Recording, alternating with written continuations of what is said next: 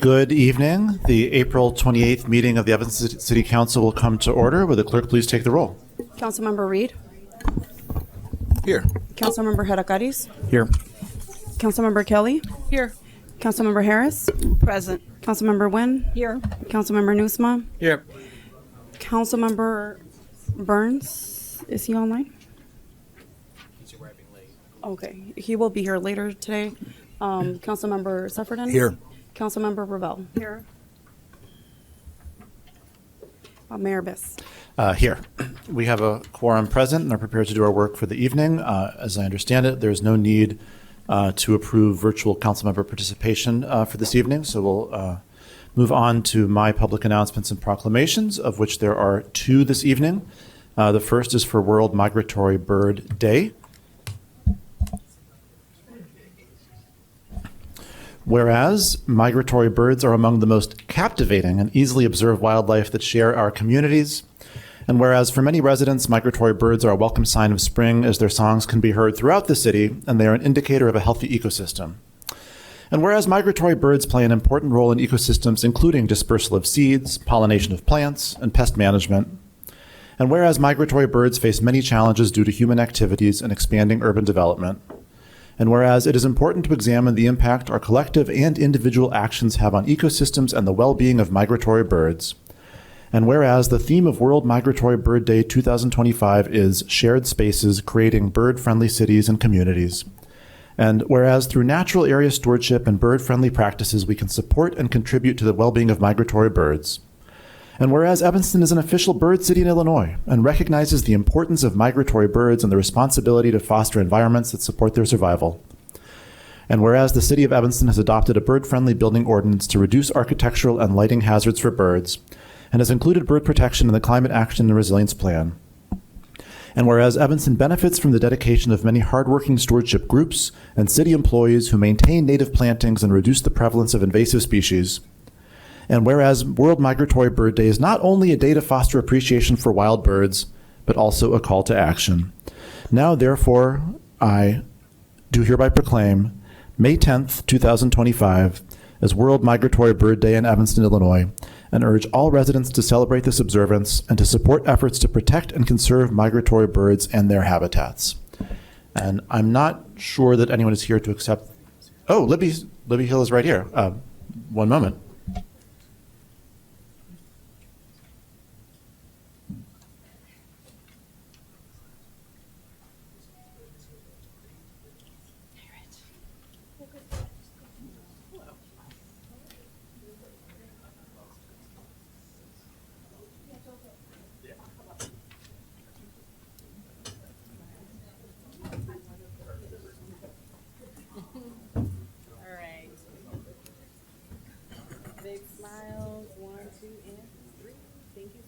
And I'll take a couple. There.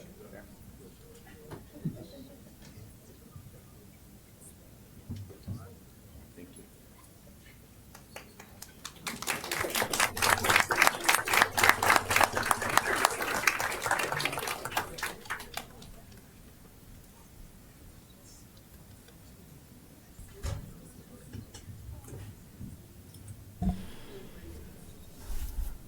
And for my next proclamation, we have, I know, a lot of people here, which is very, very exciting. So I'll begin by reading the Evanston Preservation Month proclamation.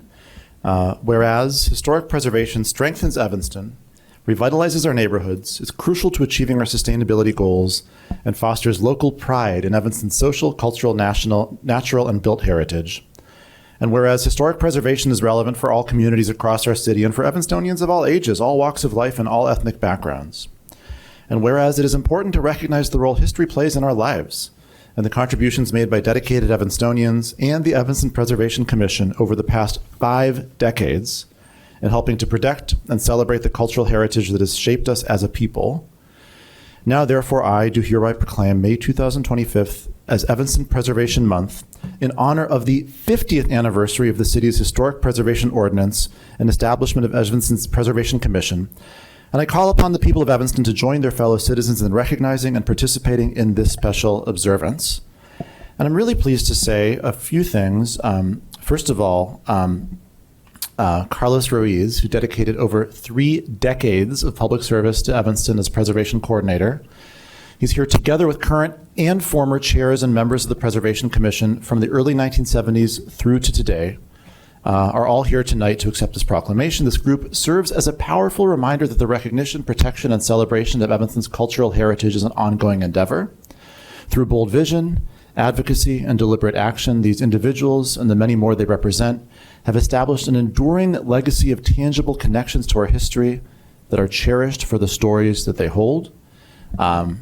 Just say on a personal note, as somebody who has been fortunate enough for the last almost 19 years to be married to a historian, who is able to read remarkable facts about people and culture and society from material culture and buildings and found objects. I've had an extra level of appreciation for what the work means. And so thank you to all on our team, including Cade Sterling, who I think really spearheaded this effort and has been so committed to this work over the course of these past several years, to the current and former members of the Preservation Commission, to just the community members who are part of this work. It's really pivotal to making our community what it is and to helping us make sure that we remember what our community is about as we make plans for the future. And so I have both for the community members who have been so integral in this work, a proclamation, and for Cade and our team, a plaque that we'll use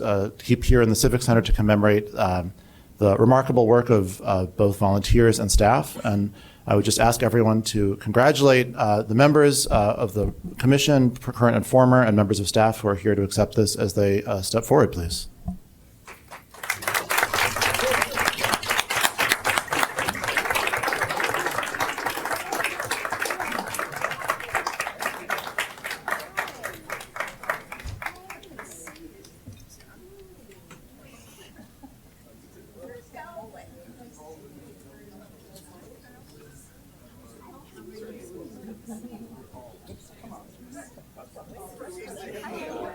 Sorry I missed your girl. I was out of town. I hope it went well.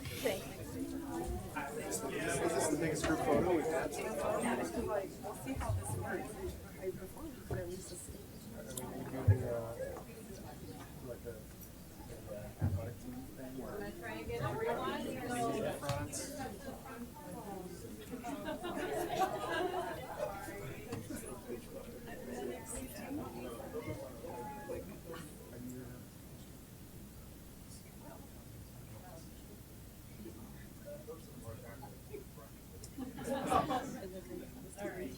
Do you want to go first? I can, go ahead. All right, guys, I'm gonna take about 10 shots and put them all together in this panorama, which means you can't move. Okay? Just don't be upset that I'm not taking it. I will continue. Can we move? Sure.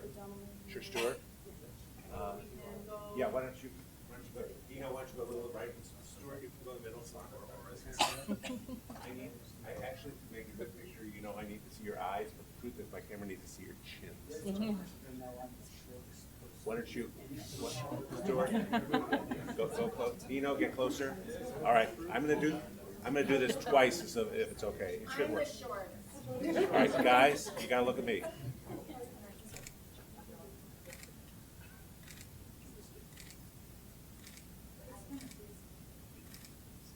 Can you guys move out? I'm sorry. No, because I got you guys.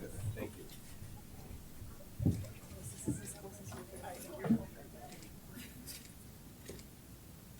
Once in a while, this works. Thank you. And I'm gonna take a close up of you guys.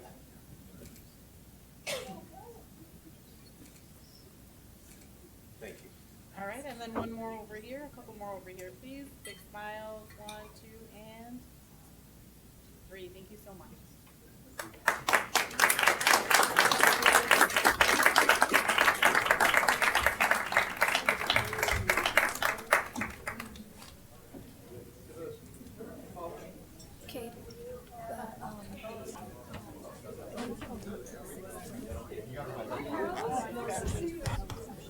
Oh, can we do something else?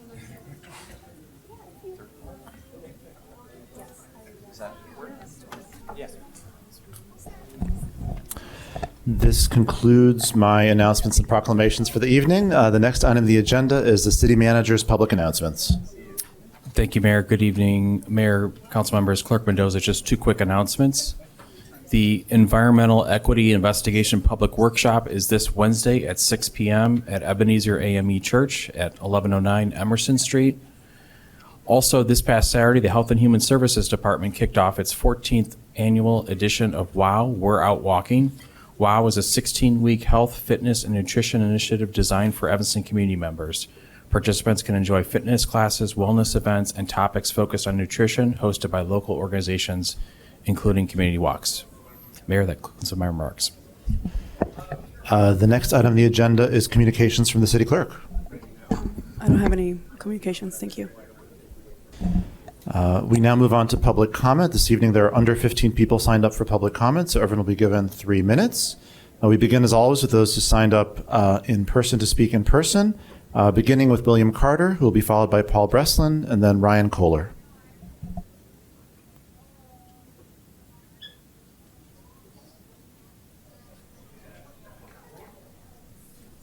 Good evening, council members.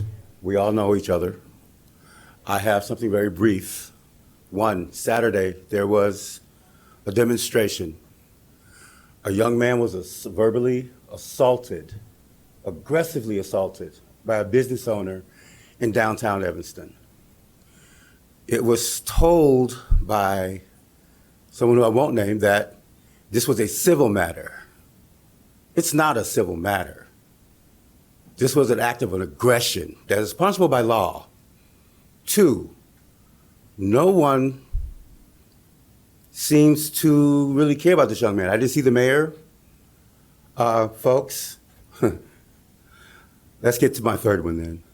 When someone is talking to the council, we are expecting you to pay attention to what we have to say. We feel that what we have to say is important. We would like for our aldermen and council members to be there to pay attention to what we have to say.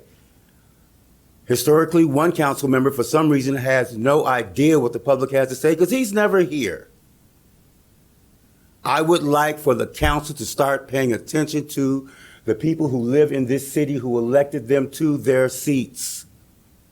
I would prefer that if we do ask for something from our council members, from our aldermen, they speak to us, get back to us, let us know if it's a yes or a no, and if it's a no, why is it a no? I think we deserve at least that much. I no longer live in the city of Evanston, but I'm here more than you really want me to be here. And I'm going to continue to be here until I start seeing some changes for the residents of Evanston. You folks have a great evening. Thank you very much. The next speaker is Paul Breslin, who will be followed by Ryan Kohler.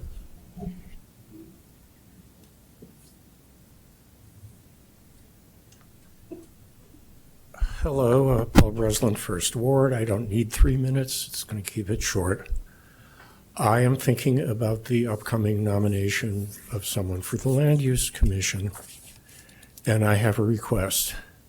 I hope that that person will be vetted more carefully than the person who just withdrew, because that public invective against the residents could easily have been discovered before the nomination was made, and had it been discovered, it should have been disqualifying.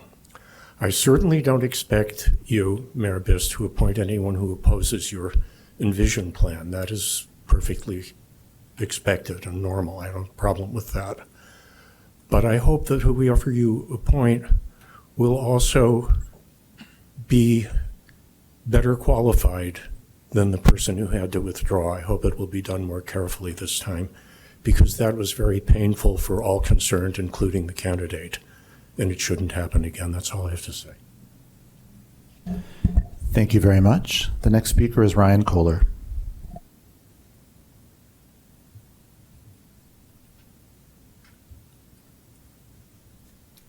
Good evening, Council.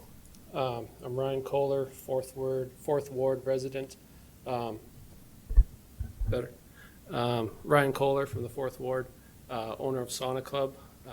We've been operating for 3 years now at different beaches, and we have an item on the agenda tonight, A11, hoping that can be voted on this evening so we can move forward into a new location for our summer and spring down by the Church Street boat ramps and the new city-owned cafe. That's it. Thanks for having me. Thank you very much. This concludes the list of people who signed up in person to speak in person. We now move on to those who signed up online to speak in person, beginning with Robert Keating, who will be followed by Martha Burns, and then Michael Kroll.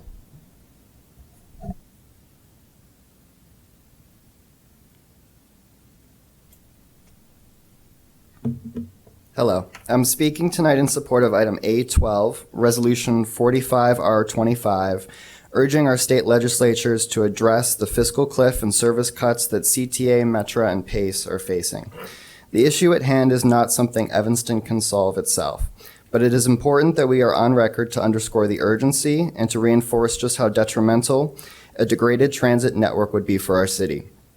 But more than that, I believe we should take this moment, especially with a brand new council being seated tonight, to challenge ourselves in taking decisive action locally on transportation over the coming years. Existing deficiencies in our road, sidewalk, bike, and transit network hamper our city's ability to meet equity, climate, safety, and public health commitments.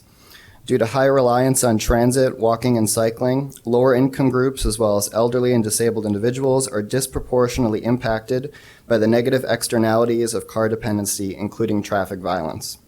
Addressing affordable housing and the economic vitality of our business districts through land use reform and new development must work hand in hand with improvements, encouraging walkability, bikeability, and transit use to mitigate congestion and parking concerns.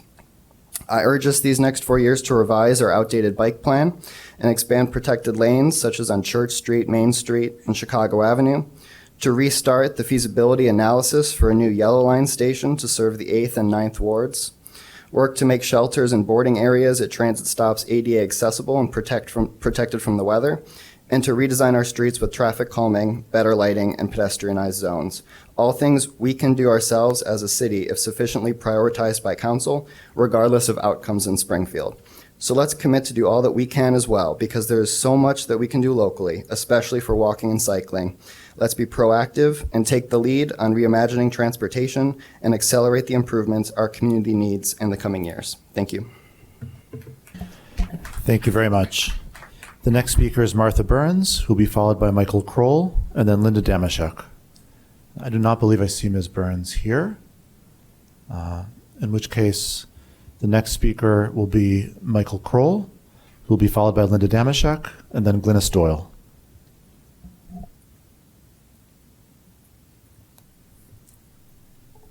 My name is Michael Kroll, and I'm a second ward resident and the lead of Go Evanston, the transportation subgroup of Climate Action Evanston. I'm speaking in support of item A12, the resolution on state transit legislation and upcoming fiscal cliff regarding approaching the RTA and its three agencies, the CTA, Metra, and PACE. Evanston is fortunate to receive service from all three agencies, but that can also be a double-edged sword, however, as they operate as separate instances, leading to managerial and operational inefficiencies. We believe that continuing to operate in this manner not only causes negative outcomes for the current riders, but also for the future of transit in the area. While the separate agencies have recently started to work together on programs such as the Metro Regional Connect Pass and the upcoming Regional Day Pass, each agency continues to push initiatives that are redundant. For example, the CTA and PACE are both doing their own separate bus rework concepts in Bus Vision and Revision, respectively, but there is little coordination happening between the two. Additionally, we have seen the cost of the Red Line extension balloon with each proposal, while the service of the nearby Metro Electric line remains stagnant and underutilized. Lack of synergy between the agencies makes it difficult for riders to successfully transfer between agencies. Here in Evanston, you will regularly see PACE buses that leave as the CTA Purple Line trains enter the station, or both CTA and PACE buses that are scheduled to leave when a Metro train is scheduled to arrive. Additionally, all CTA buses that operate in Evanston are dispatched from the North Park Garage, must travel 5 miles to get to the terminus in Howard, wasting an hour, if not more, in deployment. This is despite PACE's North Shore Garage being located here in Evanston, cutting the distance in half. Evanston's representation of the agency's boards varies greatly. The most direct representation in the city is from PACE, with a board member representing the North Shore area of suburban Cook County. Representation from Metro is a bit more vague, with 5 board members that represent Cook County, but none of which who are assigned a specific area. Meanwhile, the representation of CTA only comes from the state, as half of the members are appointed from the mayor of Chicago, with only half being appointed by the governor of Illinois. These three different levels of representation can make it difficult, if not impossible, for the needs of the residents to be heard. While I agree that more funding is needed for our transit network to become world-class, there are no additional revenues without reform. Additional funding alone will not make the ballooning costs of capital projects any more palatable. Additional funding alone will not ensure that there's a bus to transfer to at Davis when your train gets in. Additional funding alone will not stop the reliability of your bus from depending on which garage it is deployed from. For these reasons, we at Go Evanston support a merger of RTA into one transit agency and believe it will improve the rider experience, making it easier to get around in the city and all over the metro area. We're also planning to attend the Clean Jobs Coalition state lobbying session on May 21st down in Springfield to speak directly to state lawmakers about improving our transit network. Invite any council member who wants to do the same to join us. Thank you. Thank you very much. The next speaker is Linda Damashek, who will be followed by Glynis Doyle. Good evening, Linda Damashek. An important mayoral responsibility is appointing well-qualified commissioners with the appropriate expertise, skills, and character to make good decisions in the best interests of the community, not necessarily in the best interests of a politician's future career goals. That is why Evanston is purposely designed to be a strong city manager, weak mayor system to facilitate good government. The decisions of the Land Use Commission they affect a tremendous number of people's lives, and they need to be made carefully and thoughtfully with supporting data, as George Halleck has been doing and requesting. 4 years ago, Mayor Biss selected George Halleck as a land use commissioner, I have to assume, because he believed George Halleck possessed these fine traits. My experience in listening to George Halleck's participation in the Land Use Commission discussions is that he's an exemplary commissioner. He listens closely. He asks good questions. He makes astute observations and suggestions. Just the kind of person you should retain as an effective land use commissioner. I encourage the city council members to watch the Land Use Commission meetings yourself and see that George Halleck is one of the most engaged, most thoughtful, and most contributing members of the Land Use Commission. See him in action for yourself. I agree with Mayor Biss in his initial selection of George Halleck, and I disagree with his unwillingness to reappoint him to a position which Mr. Halleck has been serving in an exemplary fashion. I urge the city council members to please vote to reappoint George Halleck to the Land Use Commission. He is an exemplary public servant that you should retain. Thank you. Thank you very much. The next speaker is Glynis Doyle.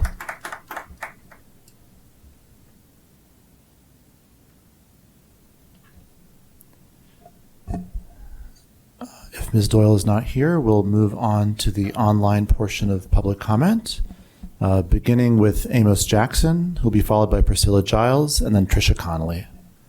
I don't believe Mr. Jackson is in the Zoom.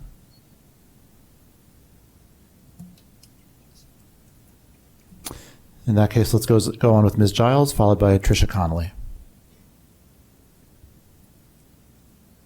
Yes, I was attending the transportation meeting last week, and I felt that it was not well enough representing the people who would basically use it, and that the idea to combine those four, RTA, CTA, Metra, and PACE, was not a good idea for the people who basically use it. I do think that those should be combined so that the schedules would coordinate.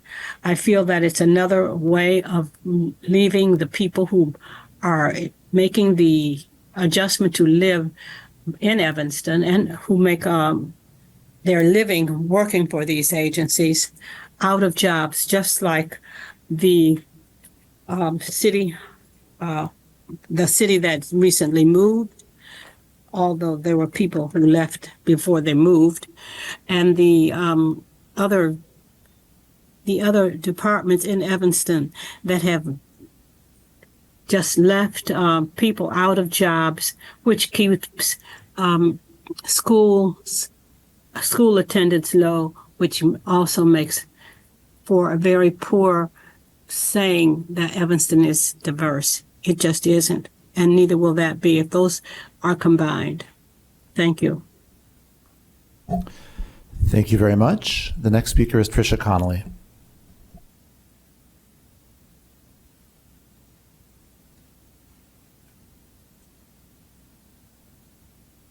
Hello, good evening. I have some remarks to make, specifically in asking of Mayor Biss, City Manager Stowe, and our economic development person, Paul Zalmazak, to respond to this.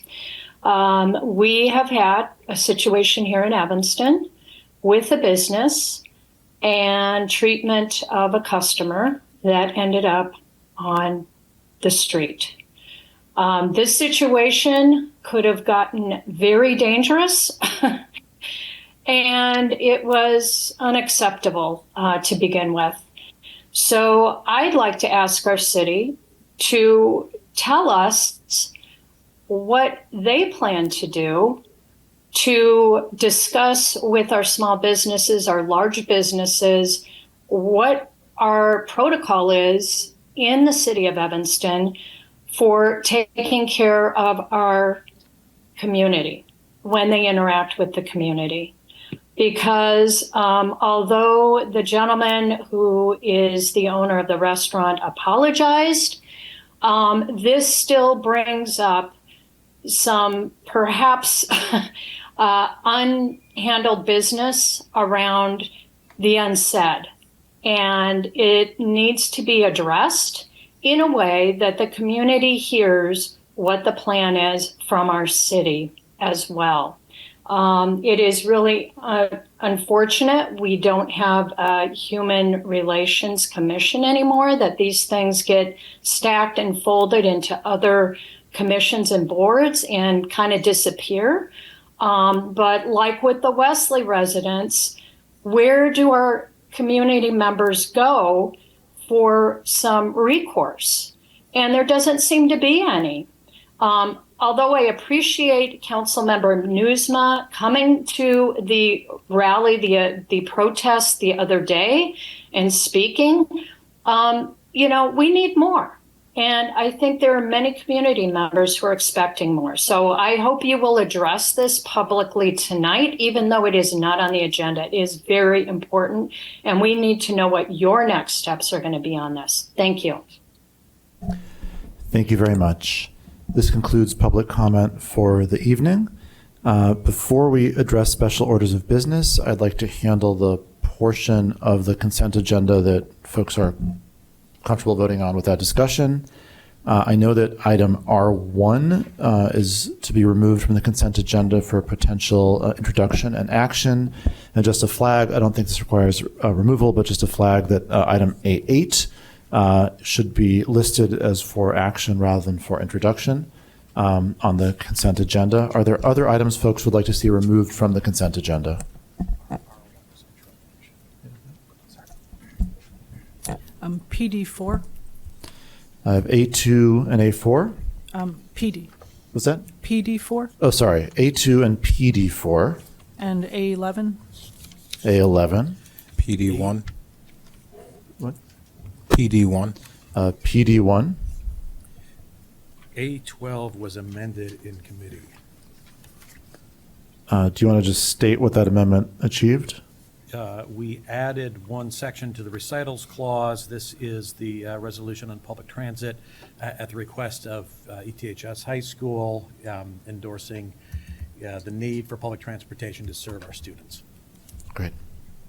So we'll leave it on consent. We'll leave it on consent, but folks know that that recital's been added.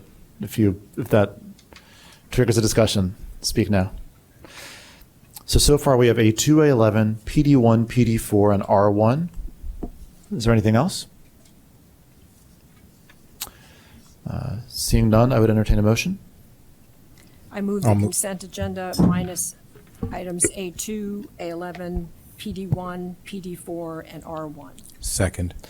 Councilmember Wynne moves approval of the consent agenda with the following exceptions: A2, A11, PD1, PD4, and R1. Councilmember Reid seconds. Would the clerk please take the roll? Councilmember Reid. Aye. Councilmember Hadakaris. Aye. Councilmember Kelly. Aye. Councilmember Harris. Yes. Councilmember Wynne. Aye. Councilmember Nusma. Aye. Councilmember Suffredin. Councilmember Revelle. Aye. With 8 voting in favor and none voting against, the motion carries and the consent agenda is adopted with the 5 exceptions previously read. We're going to jump around a little bit for the remainder of the evening, so we go back for now to special orders of business. Is there a motion relative to item SP4? Mr. Mayor, I will move. I'll move item SP4, 46R25, amended contract for City Manager Stowe. Second. Councilmember Reid moves adoption of Resolution 46-R-25. Councilmember Newsmith seconds. Is there any discussion? Seeing none, would the clerk please take the roll? I'm sorry. Oh, yep, sorry. Councilmember Reid. I apologize.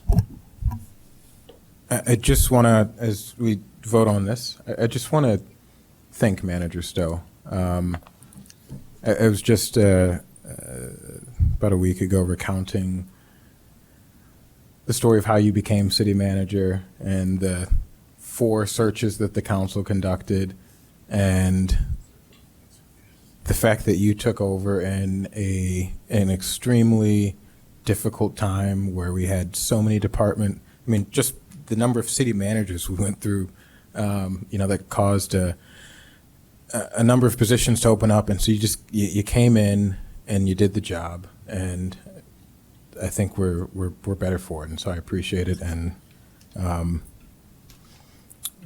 whatever we're doing, I don't think is enough, but I truly appreciate your service and what you've done for the city to keep the ship going straight. Thank you. Seeing no further discussion, would the clerk please take the roll? Councilmember Reid. Aye. Councilmember Hadakaris. Aye. Councilmember Kelly. Councilmember Harris. Aye. Councilmember Wynne. Aye. Councilmember Nusma. Aye. Councilmember Suffredin. Councilmember Revelle. Aye. With 8 voting in favor and none voting against, the motion carries and Resolution 46-R-25 is adopted. Now going back to the consent agenda. Councilmember Newsome, do you have a motion on item A2?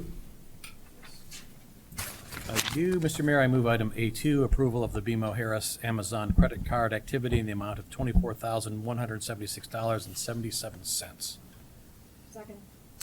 Councilmember Newsome moves approval of BMO Harris Amazon credit card activity. Councilmember Wynne seconds. Seeing no discussion, would the clerk please take the roll? Councilmember Reid. Aye. Councilmember Hadakaris. Aye. Councilmember Kelly. Councilmember Harris. Aye. Councilmember Wynne. Aye. Councilmember Nusma. Aye. Councilmember Suffredin. Councilmember Revelle. Aye. With 7 voting in favor, none voting against, and 1 abstention, the motion carries and the credit card activity is approved. Now on item A11, Councilmember Newsome, do you have a motion? Mr. Mayor, I move item A11, which is Resolution 41R25, authorizing the city manager to enter into a lease agreement with the Sauna Club located at the Church Street Boat Launch area. Second. Councilmember Newsome moves approval of Resolution 41-R-25. Councilmember Hadakaris seconds. Councilmember Kelly. Thank you. Though I'm not opposed to this, but I do feel this was brought to my attention months ago, and I wasn't. And when I discussed it with Director of Parks and Rec, we talked about having a meeting with residents just so they'd be aware of this, and I think it will be, more than likely a lovely addition. But I am concerned that residents have not had the chance to first discuss it before bringing it forward. So I would like the opportunity to have just a 2-week delay so that residents are at least apprised of it prior to it passing. And I think it'll, move forward more smoothly with, in that neck of the lakefront, with the neighbors in that area. So it doesn't seem like it would be an issue to hold it for 2 weeks, to continue the operation for 2 weeks at Lee Street, just to have those conversations. So I would like to hold it just for 2 weeks to be able to meet with the residents on that strip. The motion fails for lack of a second. I'll second it. Councilmember Kelly. I'll second that motion. Councilmember Kelly moves to hold this item. Councilmember Suffredin seconds. A hold is not debatable, so the only thing in order would be a motion to overturn the hold. Is there such a motion? I will make that motion. Councilmember Newsman moves to overturn the hold. Councilmember Harris seconds. Now we're into Daniel's procedural question mark territory. Is a motion to overturn a hold debatable?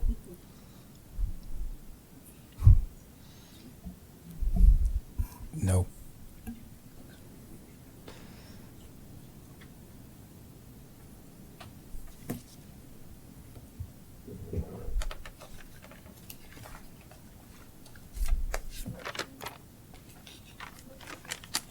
A motion to overrule is debatable. Is there any discussion on the motion to overrule the hold? Councilmember Suffredin, followed by Nusma. Sorry, just real quick. Would a 2-week delay create a burden on you, or is it just like a hassle to come back? No, I mean, we've been talking. Please just come up to the mic. Oh, yeah, sorry, man. That's a question for you. Sorry. Yeah, I mean, it's been a discussion for a while, and I would prefer just to kind of not have to interrupt our business again. You know, we've had a couple weeks here and there that we've had to stop and pick back up. Okay. So if we can just move forward, that'd be ideal. Okay, but like if there was a 2-week hold, it wouldn't just.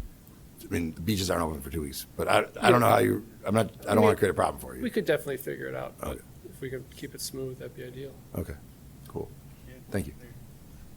Good evening, Tim Carter, Lakefront Manager. I will interject, I did receive a complaint over the weekend to get the big black box out from their home in front of Lee Street Beach. So it is staff's recommendation to move forward with this so we can get that off the street and into an area that staff deem is suitable. And a win-win for the community. All right, thanks. Councilmember Nusma. Thank you, Mr. Mayor. I've heard almost overwhelmingly positive community response to the sauna club. The only thing negative I've heard is what Mr. Carter just said, which is related to where it is right now. So it seems that the move that we're contemplating here puts it further away from neighbors, right near the boat launch area. So if it's going to happen anyway, let's just vote on it, let it happen. Councilmember Kelly, you can still have a meeting with neighbors in that. I'm happy to be there too. For the meeting. Yeah, in that area. But let's not postpone the inevitable. Let's be friendly to small businesses in Evanston and just make this happen this evening. I will say one more thing. Ryan and the Sauna Club has been a great neighbor at Dempster Street Beach. I did receive one complaint over the wintertime. I called Ryan. It was addressed immediately. Tremendous tenant and community asset at Dempster. So our relationship is good. I'm happy to attend that meeting as well to make sure everybody is okay with this and work with those residents. At this time, no one is requesting to speak for the first time, so we go back to Councilmember Kelly with 4 minutes left. Thank you. So, yeah, I have no doubt that it won't be a wonderful operation. It's no criticism. I've heard nice things. It's just out of all due respect to the residents in the area before moving forward with something. We have the folk festival in this area, and part of the conversation when we had that was this assurance that we wouldn't add more activities. But I think they can understand and will understand that this isn't going to be necessarily an activity that will cause chaos in the area. But I think out of all due respect, if they know that we're having this conversation ahead of time, I think things move forward more smoothly than saying it's a done deal. So that's why I'm requesting just the 2-week. Thank you. Councilmember Harris. Thank you. I think we move forward with this as the beach is all of Evanston. It is now going to the launch area, which is more out of the way of the direct community people, the homes that don't want the box there. We've talked about the beach being for all of the community. I think this is an appropriate use of small business, so I'm prepared to vote in favor. Thank you. So would the clerk please take the roll on the Councilmember Reid. I'm going to vote, and I don't think it's going to change anything, but I'm going to vote no on the motion to overturn in this instance, just because I generally believe that if there's no harm in waiting, why not? So, thank you. Councilmember Revelle. This is not a new use. It's just moving from one beach location to another one. So it seems to me that the community is used to having it along the lakefront. So I guess I'm comfortable moving ahead this evening. Will the clerk please take the roll on, again, this is the motion to overturn the hold. So if this motion passes, then the resolution itself will be eligible for a vote. If this motion fails, then this item would come back in 2 weeks.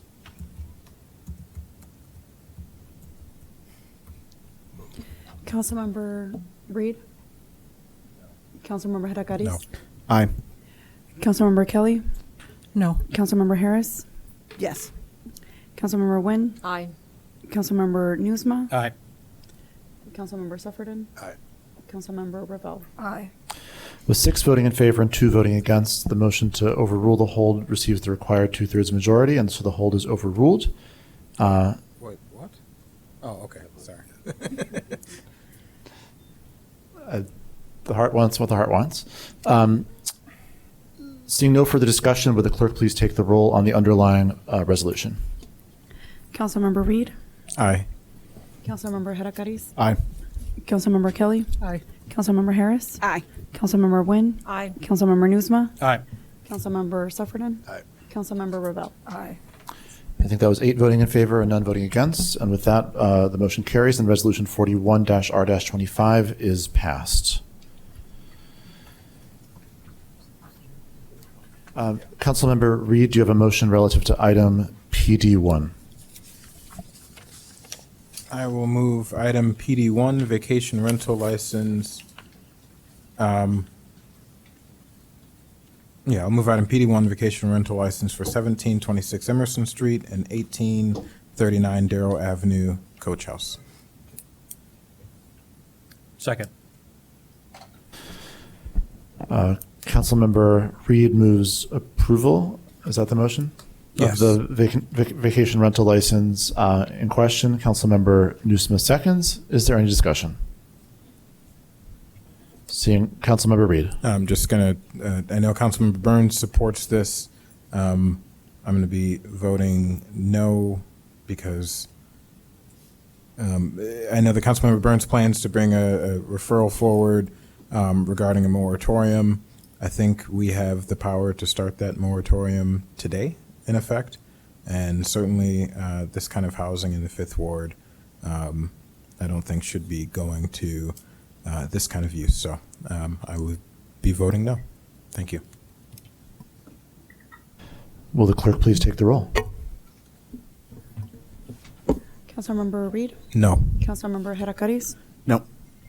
Councilmember Kelly? No. Councilmember Harris? No. Councilmember Wynne? Aye. Councilmember Newsma? Aye. Councilmember Sufferton? Aye. Councilmember Revelle? Aye. Mayor Vis? With 4 voting in favor and 4 voting against, there's a tie that I have to break. I vote no, and with 4 voting in favor and 5 voting against, the motion fails and the license is not approved. Councilmember Reid, do you have a motion on item PD4? Yes, I move ordinance 35025, granting major variation to allow construction of a 5-story multi-family development with 30 units and 29 on-site parking spaces at 2206 Maple Avenue. For action. Second. Councilmember Reid moves approval of ordinance 35-0-25. Councilmember Wynne seconds. Councilmember Kelly.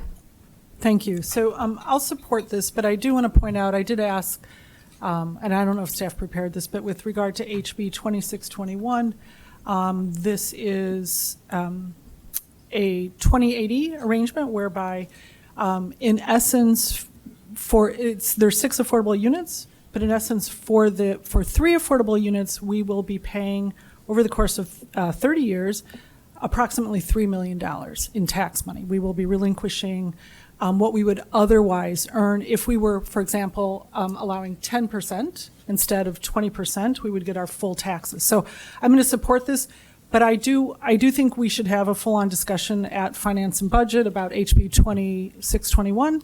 There are 3 tiers to it. In some instances, I think the tier 1 is more favorable, both to Evanston in terms of we do need revenue at this point. I mean, we're going to be looking at all sources of revenue. And we will be facing more of these proposals that would fall in line with the House Bill 2621 that could, if it's tier 3, it means if you provide 20% affordable housing, in this case, it's going on tax exempt property that was tax exempt held by, I'm sorry, who was it?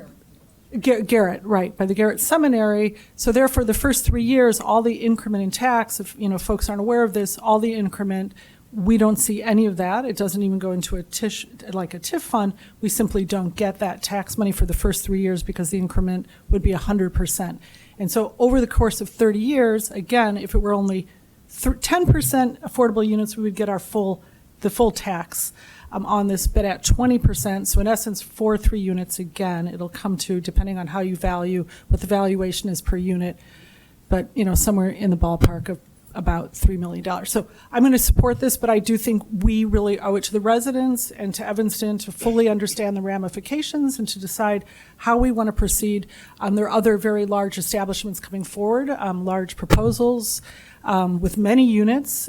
So we're talking about, potentially a lot of money. Is that, or do we want to consider having those funds available to do things like create permanent affordable housing? So this is affordable housing that will sunset, whereas we could take those funds otherwise and actually create land trust and affordable housing that will, stay affordable forever. So again, I'm going to support this evening, but I do think we really do need a full-on, deep discussion about HB 2621 and the 3 tiers, and to talk about this as a city and how we want to proceed.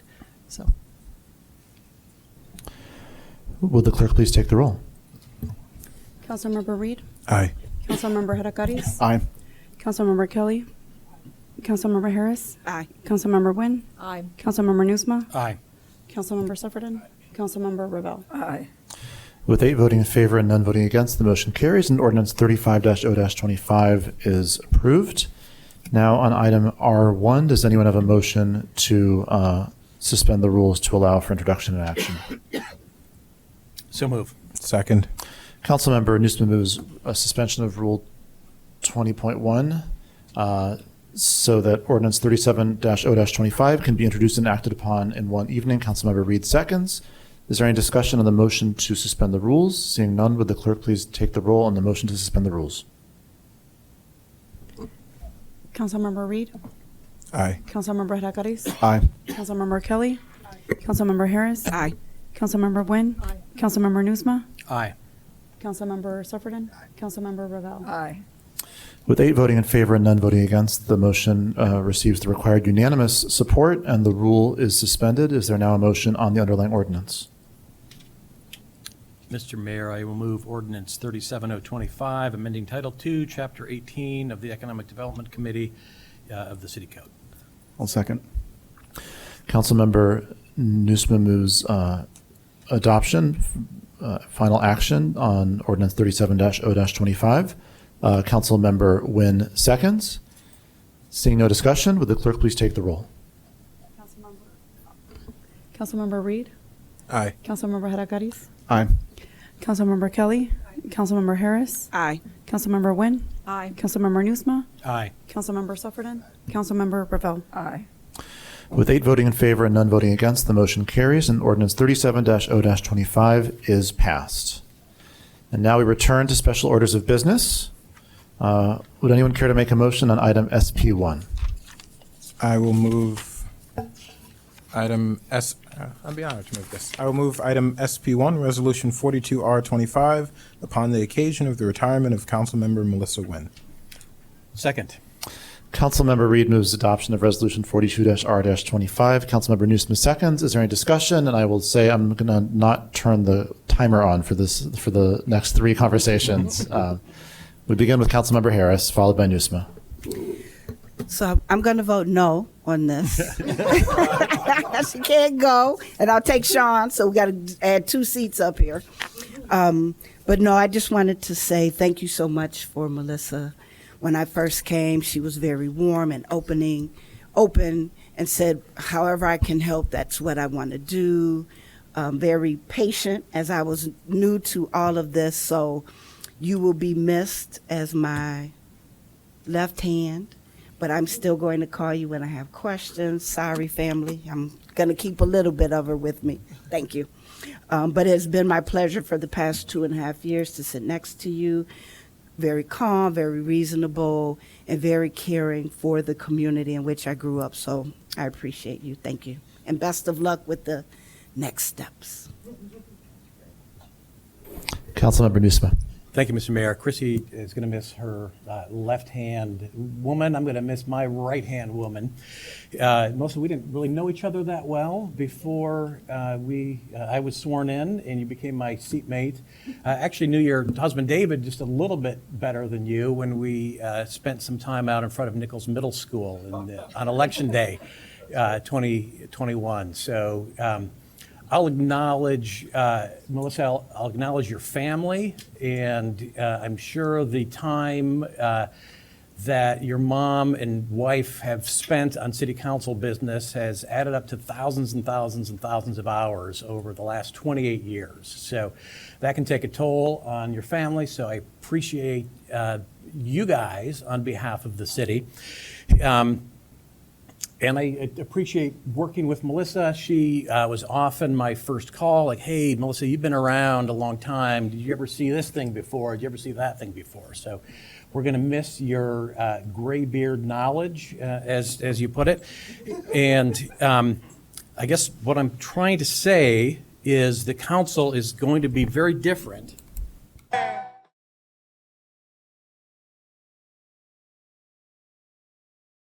Melissa Wynne was elected in 1997, and if we look at what happened back in 1997, the internet was in its infancy. We were on Windows 95 with AOL dial-up modems. Steve Jobs had just returned to Apple. Google wasn't even a company yet. The movie Titanic premiered in 1997. The first Harry Potter book was published in 1997. In high tragedy, Princess Diana died that year. In low tragedy, the Cubs opened up their season with a 14-game losing streak. And it was Harry Carey's last season with the Cubs. And as everyone knows, he then moved to Evanston and ran for 9th Ward City Council. Yes. So, Melissa, and Councilmember Reid was 5 years old when you were sworn in. I wanted to add that. So we are going to miss you. Thank you for your decades of service. And I am not going to lose your phone number.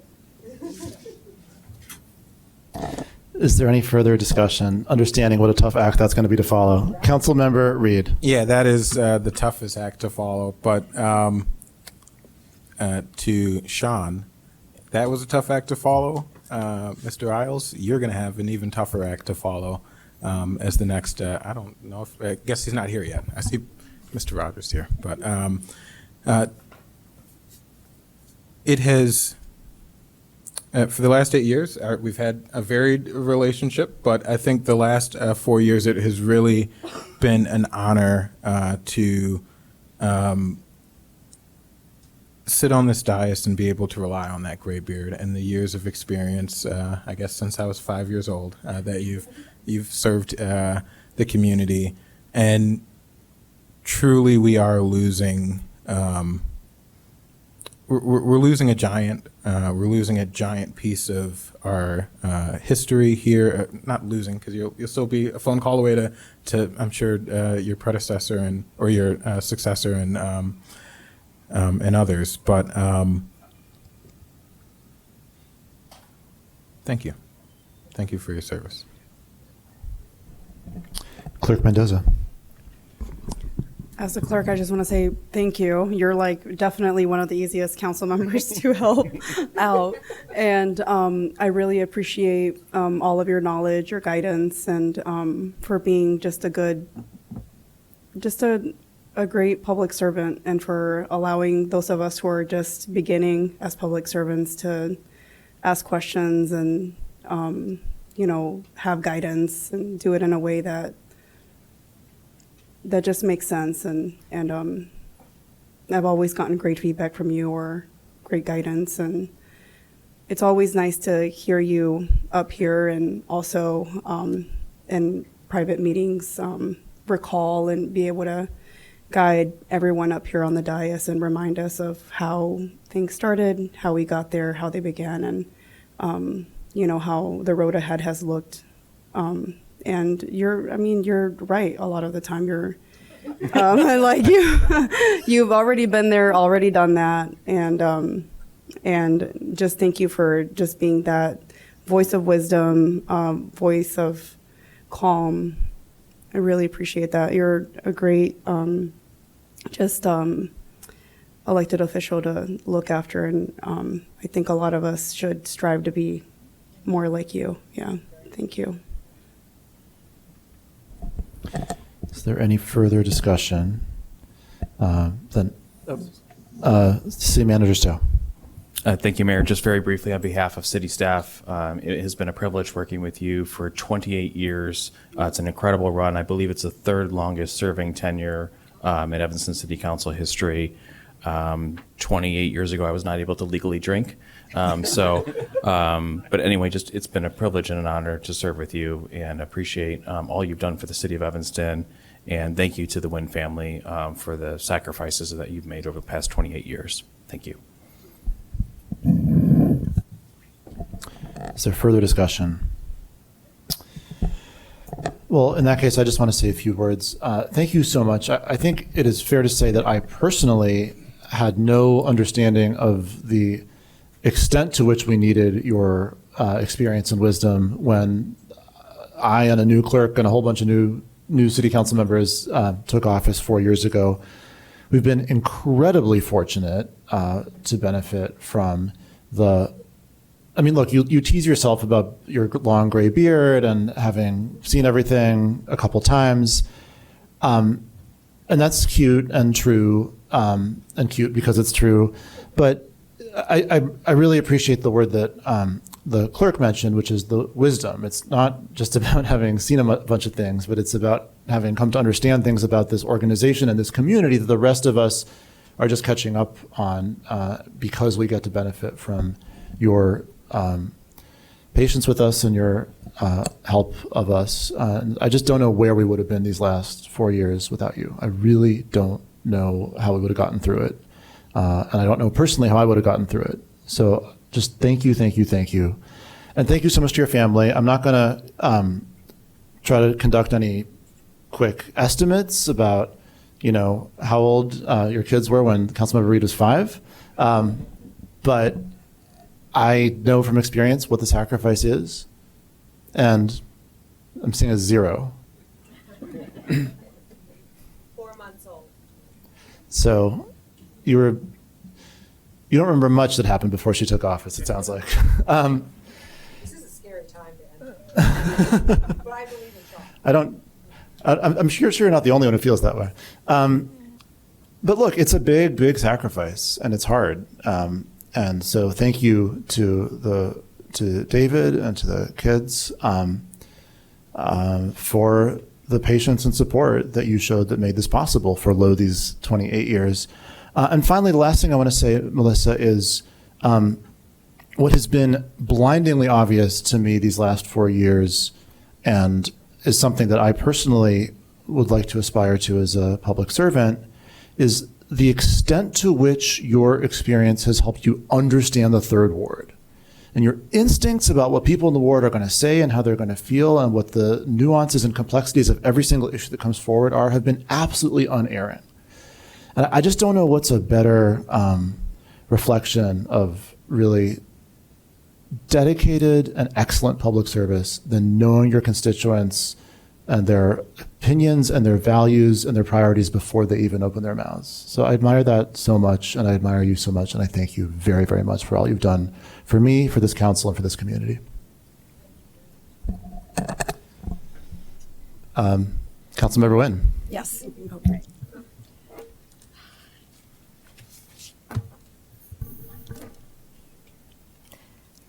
Gotta switch glasses.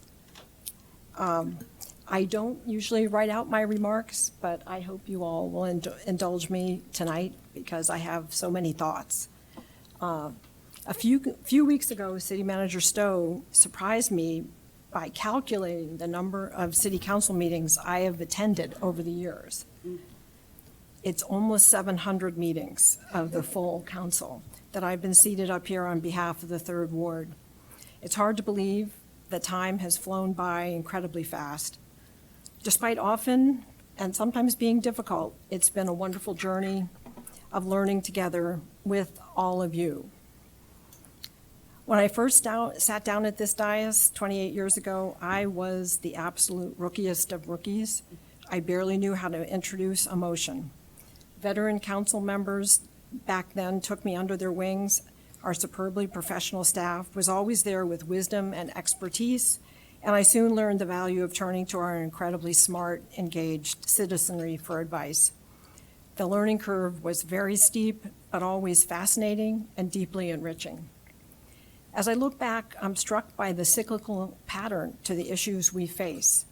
In the early days of my time on the council, we were consumed with whether we should approve the movie theater development to revive the downtown. Here we are 28 years later, and once again, the council is faced with the work of reviving our downtown post-COVID. The cycle continues as our beloved Evanston returns over and over to the mission of renewing itself, always pursuing our vision of being the most livable city in America. So as you might expect, I have a long list of thank yous tonight. Please know that after 28 years, I can never properly thank everyone, but here's my best shot at it. Number one, thank you to all Evanstonians. You never cease to impress me with your engagement, your talent, your knowledge, and your tremendous passion for our city. Tonight, recognizing our originators of our preservation ordinance, 50 years later, always striving for a better Evanston. I've learned immeasurably from you over the years. Number two, thank you especially to the Evanstonians who are the citizens of the 3rd Ward. You entrusted me with this role in 7 different elections over the years. Each time I've been filled with gratitude for and appreciation of the trust you've placed in me. This role has been the great honor, privilege, and true joy of a lifetime. Number 3, thank you to my city council colleagues, past and present. We have worked hard together, sometimes on different paths, sometimes with vigorous disagreement, other times with equally vigorous agreement, but always with our common goal of a more perfect Evanston. If you ever think it might be helpful to hear the perspective of a graybeard, know that I'm always available to assist in any way at any time. And thank you to our remarkable city staff. Over and over again, I am struck by your professionalism, your dedication, your expertise, and your passionate sense of mission. You are true public servants in the finest tradition of the term, truly serving the public of this city. I will miss all of you. Number 5, thank you to my wonderful family. My daughter Caroline was 5 months old when I first took the oath of office. My son Matthew was 4 and fell asleep under the press table at the first swearing in. It went on so long. As they grew up, our kids came to take it for granted that family dinner table conversations would be a lesson in municipal public policy. Sometimes it was mundane issues like traffic, parking, or recycling, and other times it was the really tough ones we faced. And as they reached their teenage years, our kids also had to learn a critical lesson, that they dare not ever get crosswise with the Evanston Police Department and bring embarrassment to the elected official who was their mom. 6, and finally, thank you to my long-suffering husband, David. For 28 years, my sounding board, my devil's advocate, my campaign manager, and my most faithful supporter. He came to virtually every one of my many dozens of town hall meetings over the years, taking notes, providing critiques of my answers, reminding me of follow-ups, and occasionally giving the evil eye to the speakers who got a little snarky. Even when he disagreed with my votes over the years, I always knew you had my back. I close by turning back to my colleagues on the dais who are staying on and to the new members about to be sworn in. And I say to all of you, I could not be more impressed at the talent, the commitment, the energy of this group. I am so looking forward to watching you, to cheering you on, to being delighted at all that you accomplish, guiding our beloved city through the many challenges ahead. Thank you all, and have a great night as you start this new adventure. Thank you, Mayor.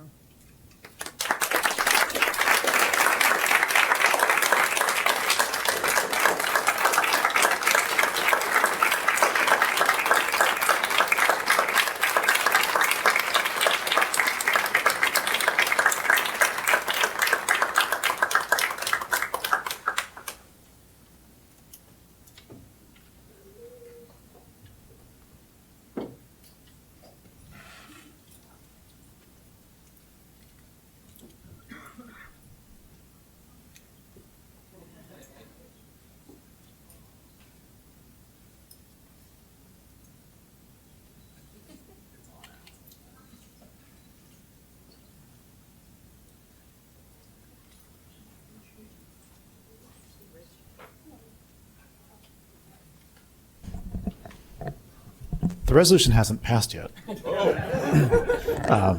And unlike the previous one, I'd love to break the tie on this one, but something tells me there won't be one. Will the clerk please take the roll? Councilmember Reid? Aye. Councilmember Hadakaris? Aye. Councilmember Harris? Councilmember Kelly? Aye. Councilmember Harris? No. Councilmember Wynne? Aye. Councilmember Newsma? Aye. Councilmember Suffredin? Councilmember Revelle? Aye. Mayor Biss? I'll take it. Aye. I'm the parliamentarian. I can allow that. With 8 voting in favor, 1 voting against, the motion carries. Resolution 42-R-25 is adopted, and thank you again. And congratulations on a more than deserved retirement. And I hope you enjoyed time with David and traveling. And we're going to keep on calling you.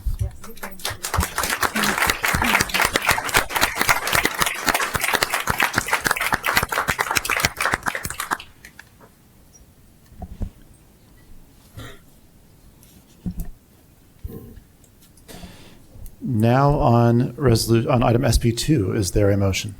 I will also happily move Resolution 43R25 upon the occasion of the retirement of Councilmember Eleanor Revelle. Second. Councilmember Reid moves approval of Resolution 43-R-25. Councilmember Wynne seconds. Is there any discussion? I need to cue up my music, so if somebody else wants to go first. Councilmember Hadakaris, followed by Newsma, Harris, and Wynne. Eleanor, I know everyone in this room knows you for your commitment to climate action, and that's kind of one of the things you always led with. One of my pleasures in my short time up here has been working with you on the Housing and Community Development Committee, and I really always appreciate your commitment to housing and helping people in that way. And that's something I did not know about you before being on that committee, and I just appreciate your guidance and work over the last short period of time that we worked together. So thanks. Councilmember Newsma, followed by Harris, Wynne, Reid. Thank you, Mr. Mayor. This is actually the second time I have the honor and privilege of offering some parting words to Councilmember Revelle. She's the one member of City Council who I've known the longest. We spent 9 years together on the board of Citizens Greener Evanston, now Climate Action Evanston, and I had the honor of stepping into Eleanor's shoes as president when she stepped down from that role and eventually stepped into the city council role. So I thank you again for that service to the community. And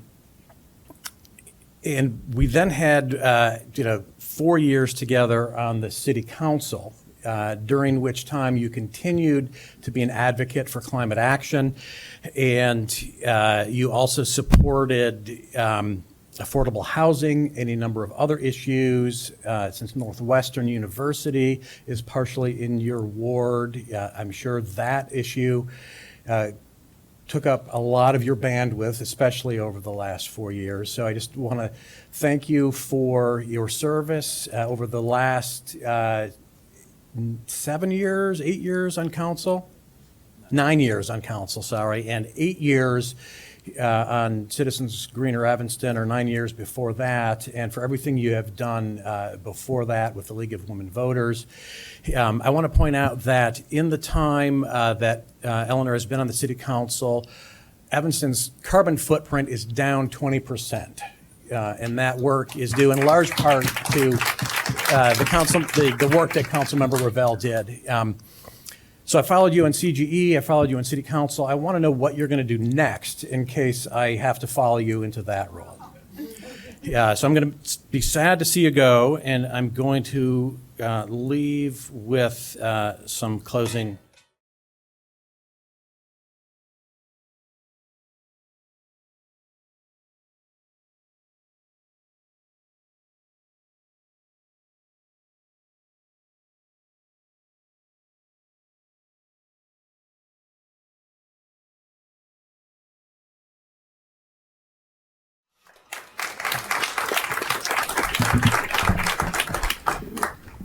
Councilmember Harris, followed by Wynne and then Reid. Thank you. So with Devon's, I won't speak before Jonathan. He's got the music, so I'm not speaking after Jonathan. Councilmember Revelle, I just want to say thank you again for your kindness, for your patience when I had questions, for your steadfastness. And in the very beginning I came in, we were faced with some adversary decisions to make against your ward, and you stood your ground, and I appreciate that. But you did that with understanding and compassion, especially for me when I asked the question. I have a waste transfer station, and you understood that, where I was coming from. But you stuck in there, and you represented your ward well, and I appreciate that. I too will be calling you, and I'm voting no again. My word is good. When I say I'm not doing something, I'm not. So, and that is no slight at the people coming in. It is just to show my respect for you and not wanting you to leave. And I appreciate all of the work and trying to get me up to speed with the environmental stuff. That is not my, I don't know that the way I know a lot of other things. So now Jonathan will be tagging, I'll be tagging you and Jonathan, but thank you, and I wish you the very best on your next set of adventures. So thank you. Councilmember Wynne, followed by Reid. Well, I want to briefly just say thank you to Eleanor and for being a fellow council member and a great colleague, but also point out to everyone what a challenge the 7th Ward has been. We think of it as quiet Northeast Evanston, but it's not at all. The 7th Ward has a major hospital in it. The 7th Ward has Northwestern partially in it. The 7th Ward has had 2 bridge constructions. It has Canal Shores. It has the stadium. And Eleanor, I admire you so much in the way you have handled every single one of those issues, the way that you have communicated with the 7th Ward residents, the way that you have parsed these difficult issues in ways that are understandable to the community, and the way that you advocated and represented them for all of these years. It has been a challenging, especially the last 4 years. And I admire you and so much for that. We talked earlier today. Eleanor was still working on emails that she had received. I told her about the one phone call I had gotten today about trying to get an answer on an issue. And so that's truly Councilmember Revelle, working diligently, thoroughly, professionally, all the way to the very last minute. Thank you, Eleanor. Councilmember Reid. Thank you.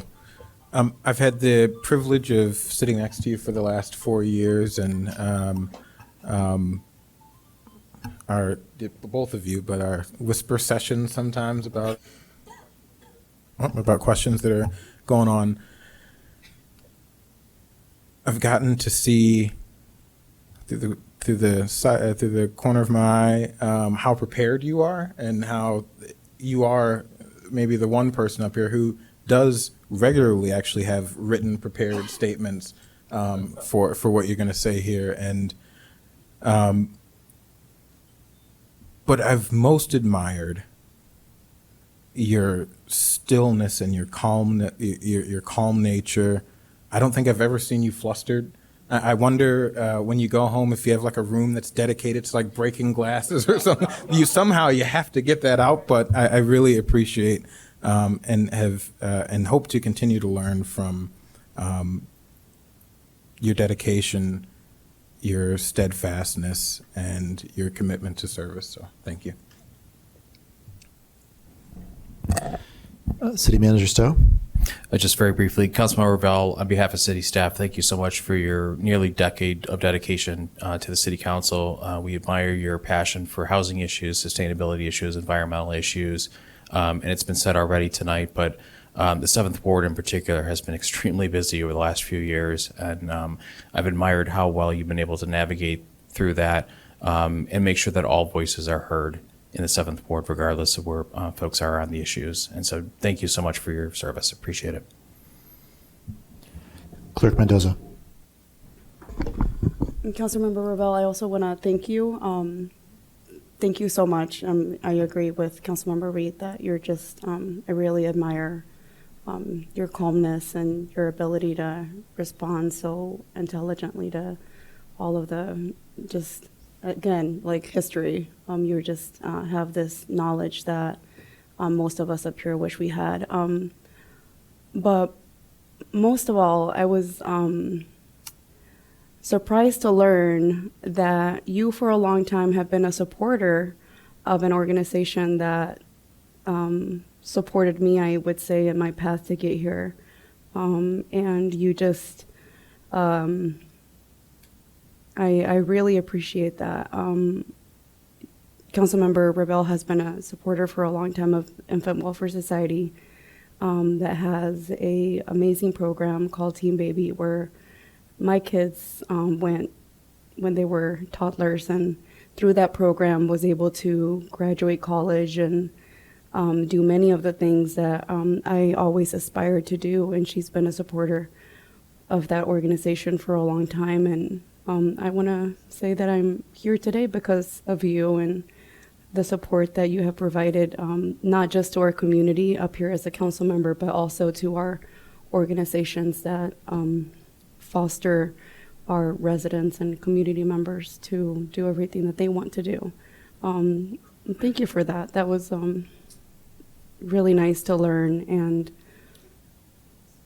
just nice to learn how our paths have crossed in a very unexpected way, I guess. But thank you for your commitment to this community and your commitment to all of our residents. Thank you.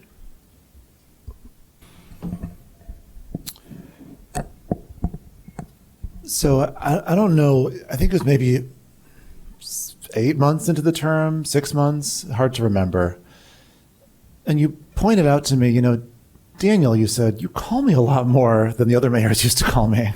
And I knew I was in trouble. But I just have found you so helpful, so clear-eyed, so quick to understand very complicated moving parts. I leaned on you a lot, especially early on. I tried to back off after that, although I still probably call too much. And I've just found you to be both incredibly helpful and thoughtful and just very, very kind and a great friend throughout this time. So I want to thank you for that. And I just want to name something that I think we all know, but it's just worth saying out loud. Everybody, most voters say that they care about the environment, but you can choose to prioritize it or not as an elected official and get away with it either way. And what you've chosen to do is to absolutely center sustainability and climate action because of your passion, because of your knowledge of the subject, because of your father-in-law probably, and it just makes a tremendous difference. And it's not, it's not forced. It's not something that is inevitable. It's not something that anybody representing your ward would have been the same at. It's something that you have chosen to take on because of your commitment and your conviction, and you've just made a tremendous difference. And I think that's a lesson for all of us, that we're entrusted with these roles, that we can make a lot of choices about how to carry them out. And if we are relentless about trying to advance a policy objective, there's a lot that we can do up here. And it's an incredible gift, an incredible privilege that we have to have that ability. And it's an incredible gift that you've given the community to lean in so much on that. And I would say the same about affordable housing, for all the complexity in the 7th Ward that's already been mentioned. The 7th Ward council member could easily get away with not focusing on affordable housing, and many of their constituents might not notice the difference. But you've spent so much effort on it just because of your intense conviction that it's the right thing to do. And I thank you for that. We're really fortunate. We're really, really fortunate. So, I wish you the best in this next step. I don't have the impression that Bill is particularly conflicted about whether or not he was hoping you would continue to be gone on Monday nights. He seemed slightly grumpy about that at times over the years. And I'll try to continue limiting my phone calls, but it may be hard. Thank you for everything. We really, really appreciate it. Councilmember Revelle. I'll say just a few words. It's been a great honor for me to represent the residents of the 7th Ward for 9 years. I hope I've done a good job in their view. We've had some pretty challenging issues in the 7th Ward, and I've sided with some of my residents and not with others, but I hope I've done that in a balanced way. I really appreciate the opportunity I've had to get a real inside look to how city government works and how policies get made. It's really fascinating and difficult, challenging, but to have that opportunity is something really special. And so I would certainly encourage anybody to consider public office, because it's like going to graduate school and getting a degree in municipal government. It's been really, really amazing. I want to say thank you to the wonderful staff. They've been dedicated, responsive, helpful, always there, ready. I mean, heaven only knows I send you a ton of emails, and you're always there responding right away with helpful information. You are a wonderful team, and City Manager Stowe, I really appreciate your leadership, and hope you convey to all your team who aren't here tonight how much I appreciate them.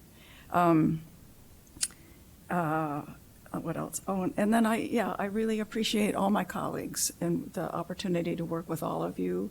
I've learned a lot from all of you about the priorities and in your ward that are obviously in many cases different from in the 7th Ward. And so learning from you has, I think, helped me make wise decisions, I hope, here on the dais. And I'll miss all of you. I will be happy to watch you from home instead of sitting next to you on the dais. But it's been a real privilege to work with all of you.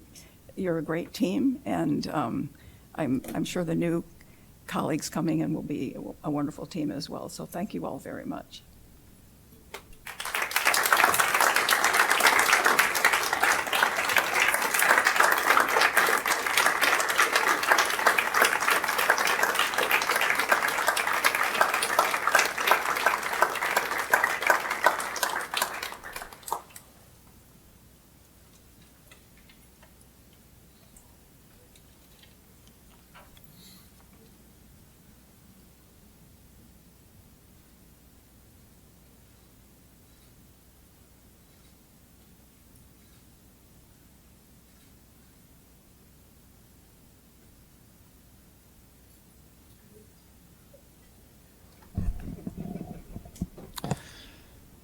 Would the clerk please take the roll? Councilmember Reid, Aye. Councilmember Hadakaris, Aye. Councilmember Kelly, Councilmember Harris, No. Councilmember Wynne, Aye. Councilmember Newsma, Councilmember Sufferton, Councilmember Revelle. Aye. Mayor Biss. I'll break the tie with an aye vote, with 8 voting in favor and 1 voting against. Resolution 43-R-25 is approved.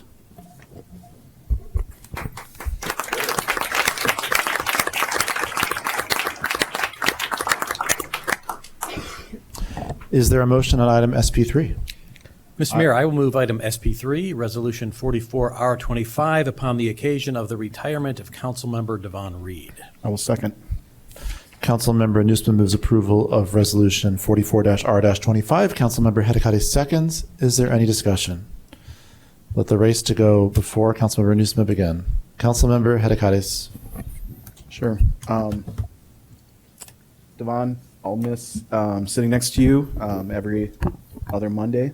One of the things I always appreciate about your leadership up here is that you are always thinking about the people who can't come here, and your fight for to represent working class people is something I appreciate. And I think that's something that we should all keep in mind when we're making decisions, because it's an awful privilege to be up here, and I appreciate your work. So thank you. Councilmember Harris, followed by Newsma. Thank you. So, Devon, we go back to Oakton, where you were, I won't say under my leadership, but you were the SGA president. And how long ago was that? 2000, maybe 15 years ago. Okay. You just told my age. It's okay. And I was impressed with you at that time, the decisions and the issues you wanted to bring forward for students at Oakton. Much like many of the issues students have around the world. And then you can make those similar to what we deal with in the city, right? You can find the parallels in those. Always willing and eager to ask the tough questions, the questions that no one thought about, like where does he get this from? But I appreciate that because it's a different perspective. And whether we agree or disagree, we have humbly worked together. And I appreciate that, and I hope that rubs off more, and especially in this day and age. We have to learn to work together, whether we agree or disagree. I appreciate seeing you grow up in front of me, and I've had the honor of sharing now this dais with you as a colleague. And I've been impressed. I've been very impressed, and I appreciate the fights that you have put before us as a community and helping us understand where privilege, sometimes you don't even recognize you have privilege. And as I've grown up, I have learned where my privileges were.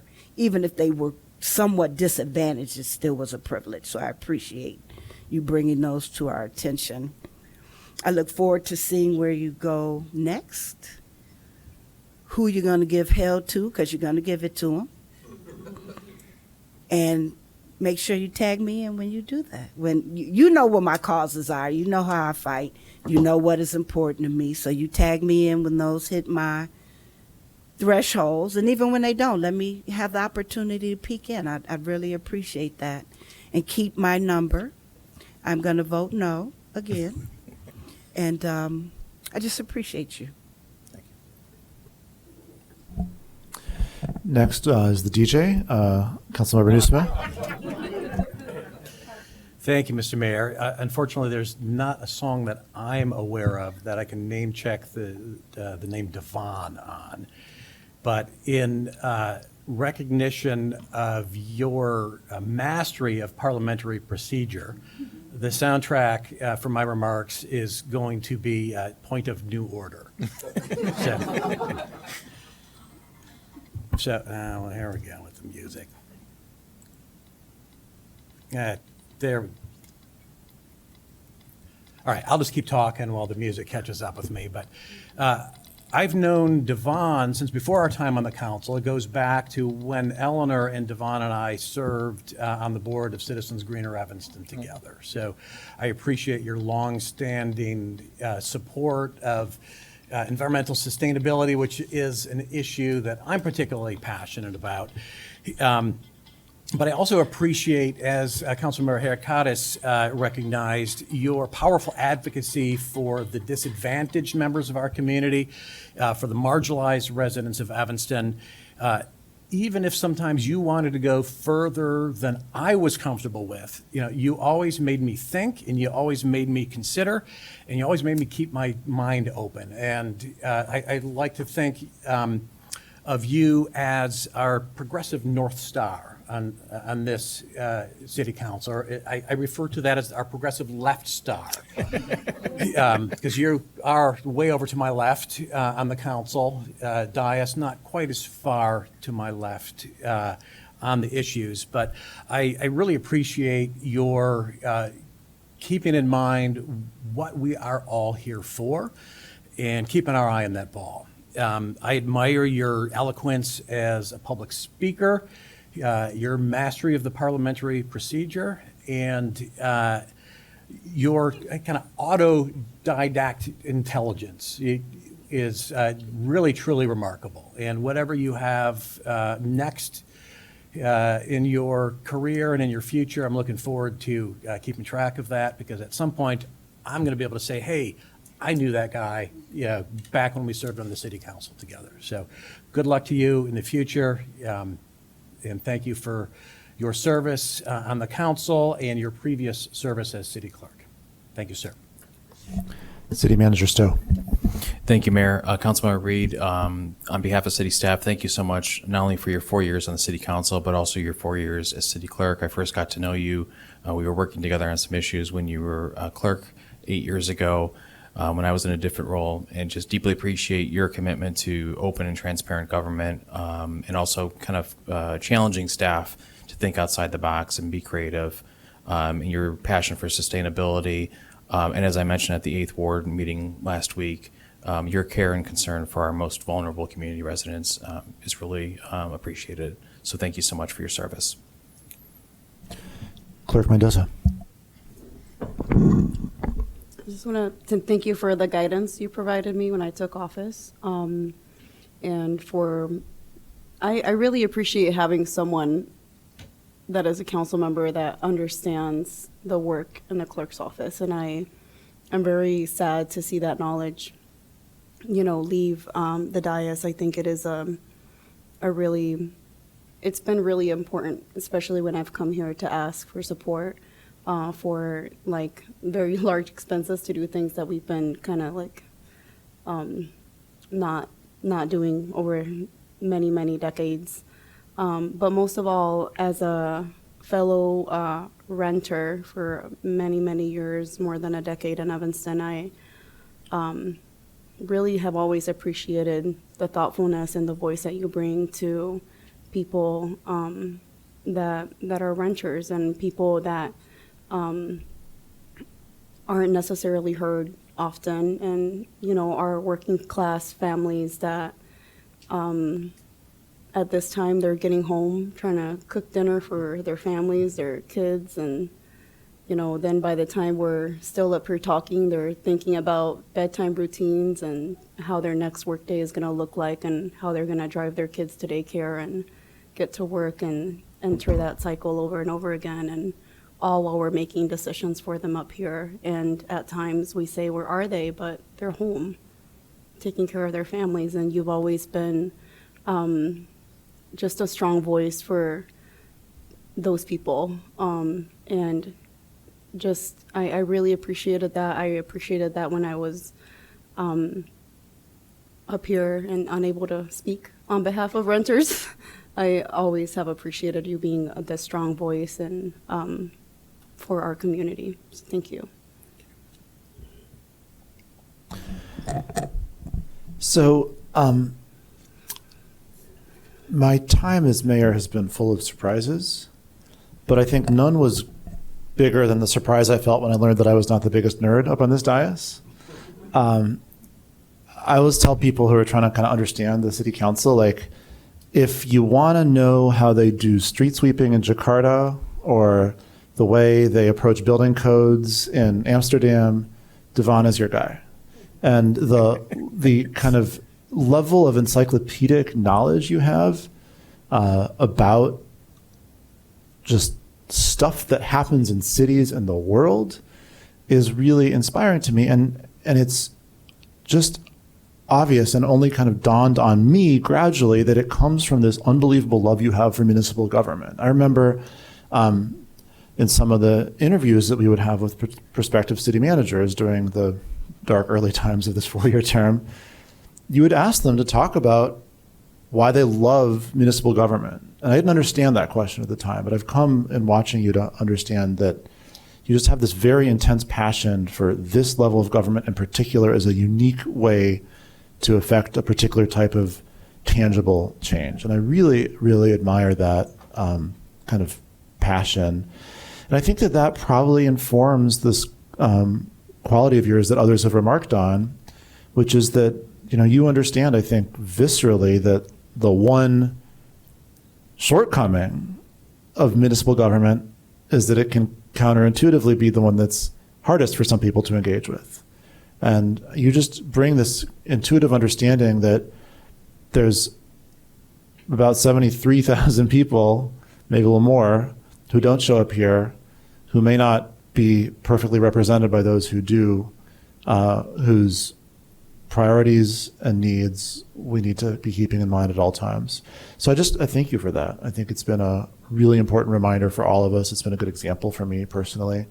And I think that the unbelievable kind of intensity and passion that you bring to this work is going to serve you incredibly well. And whatever you do next, it's going to be really exciting to watch, because I just don't think wherever you go, you're going to leave a place unaffected. And I can't wait to see what's next. So thank you for all that you've done here in this community, and thank you for the time that you've given me, and for the example that you've shown all of us, and caring most for those whose voices are the quietest.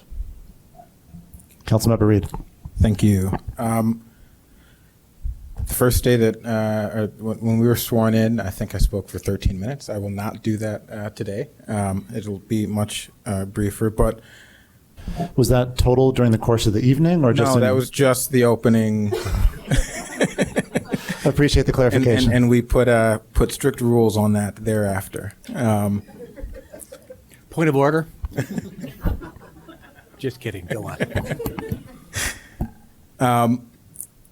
And I usually don't write my remarks, but I've recently started doing that in the style of my council member to the right of me. So I prepared statements this evening outside of character. But good evening to my colleagues, to friends and neighbors. When I first stood before you, freshly elected at 24, I felt the weight of the possibility on my shoulders. I felt it again 4 years later when the 8th Ward asked me to serve on this council, and I feel it tonight as I prepare to step away. The names on the dais may change, but the promise of Evanston endures, that ordinary people, bound by shared purpose, can do extraordinary things together. And here's what we chose to do. We chose to open our lakefront to everyone, sweeping aside tokens, so a child on the west side of Evanston and a retiree on a fixed income could claim the same sunrise. We chose to honor essential workers, those who stocked shelves, hauled trash, cared for our sick, insisting that hazard pay was not charity but justice. We chose to speak the language of inclusion, striking gendered words from our laws so every resident, woman, man, non-binary, or transgender, stands equal before their city. We chose to build real reparations, amending policy so that cash payments now flow to Black families whose labor and loss helped build this community. We faced history unflinchingly and answered it with action. We chose to defend the planet at home, banning single-use plastic bags and funding Evanston's first climate action team. because our planet's stewardship starts on our own streets. We chose a new vision for public safety, championing the CARE team, mental health first responders who meet crisis with compassion, freeing police to focus where they are truly needed. We chose to pass a Fair Workweek ordinance, proving that predictable schedules and family time are not luxuries but rights. And we chose participatory budgeting, turning dollars into dialogue so residents decide directly how to invest in their own neighborhoods. None of these milestones bear a single name. They carry hundreds, if not thousands, of advocates who refuse silence, city staff who hammered details late into the night, council colleagues who, after spirited debate, chose common good over personal pride. And that's what democracy is at its best. Sometimes messy, always hopeful, forever unfinished. I'm grateful to my colleagues who challenged me and taught me, who reminded me that progress is not a straight line, but a chorus of competing ideas that eventually harmonize. I'm grateful to every department head and civil servant whose unseen labor stitches our city together. And I want to say thank you, Director Thompson, Director Flax, Director Ogbo, Director Kano, Chief Stewart, Chief Polyp, City Manager Stowe, Deputy City Manager Ruger, Deputy City Manager Karina Sanchez, Council Ruggie, CFO Desai, Allison, Liz, Tashik, Mike. There's so many folks that I could name. But permit me to single out one person, single out one beacon of that quiet service, because there's so many folks that we can't name. And I want to single out Renee Shadesky of Administrative Adjudication. Renee begins her mornings before dawn gathering records so every resident who walks into a hearing meets a process rooted in fairness. She told me once that she wakes up each day blessed to help people. To Renee and to all of the city employees who we don't know their name, your humility and steadfast grace light the way for us all.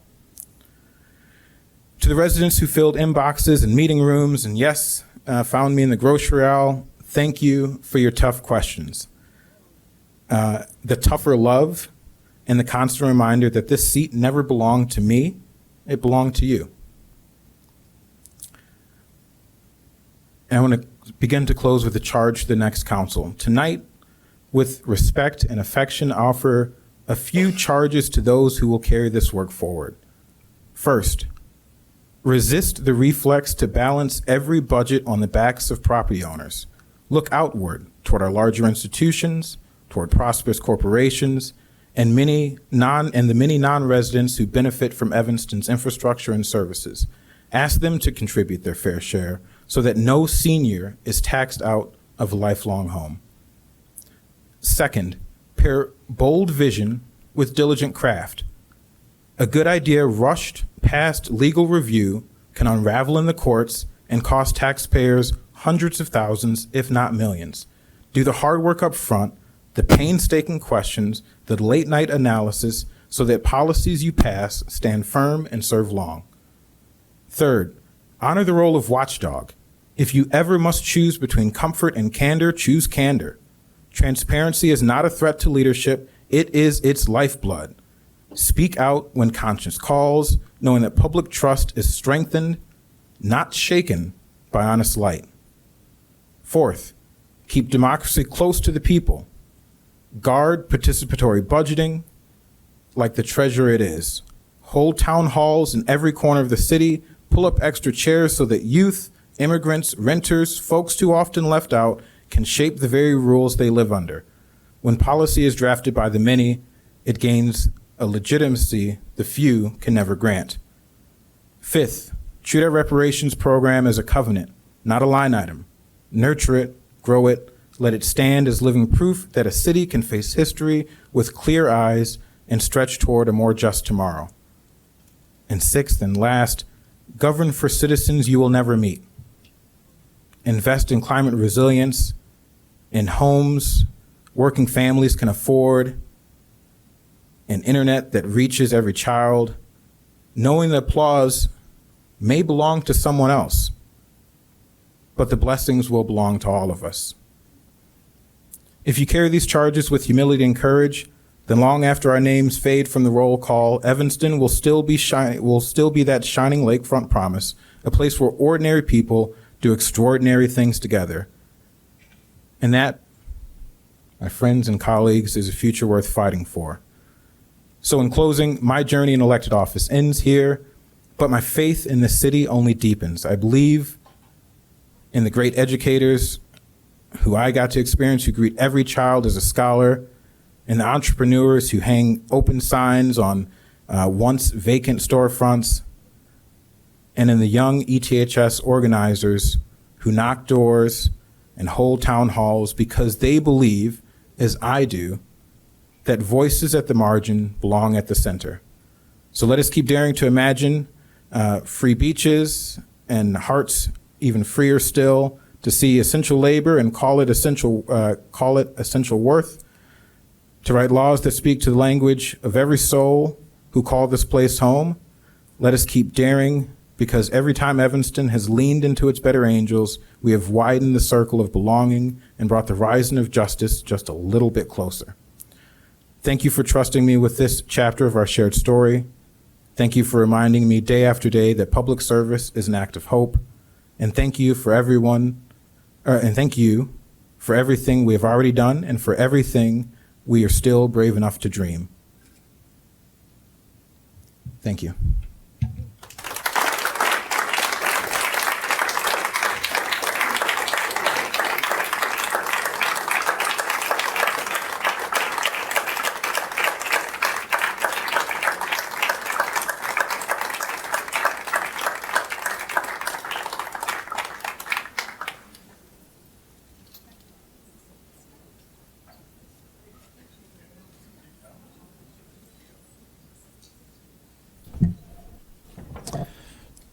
Would the clerk please take the roll?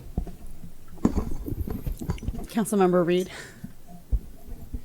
Aye. Councilmember Hadakaris. Aye. Councilmember Kelly. Aye. Councilmember Harris. Nope. Councilmember Wynne. Aye. Councilmember Newsma. Aye. Councilmember Sufferton. Aye. Councilmember Revelle. Aye. Mayor Biss. I'll break the tie with the vote aye. With 8 voting in favor, 1 voting against, the motion carries, and Resolution 44-R-25 is adopted.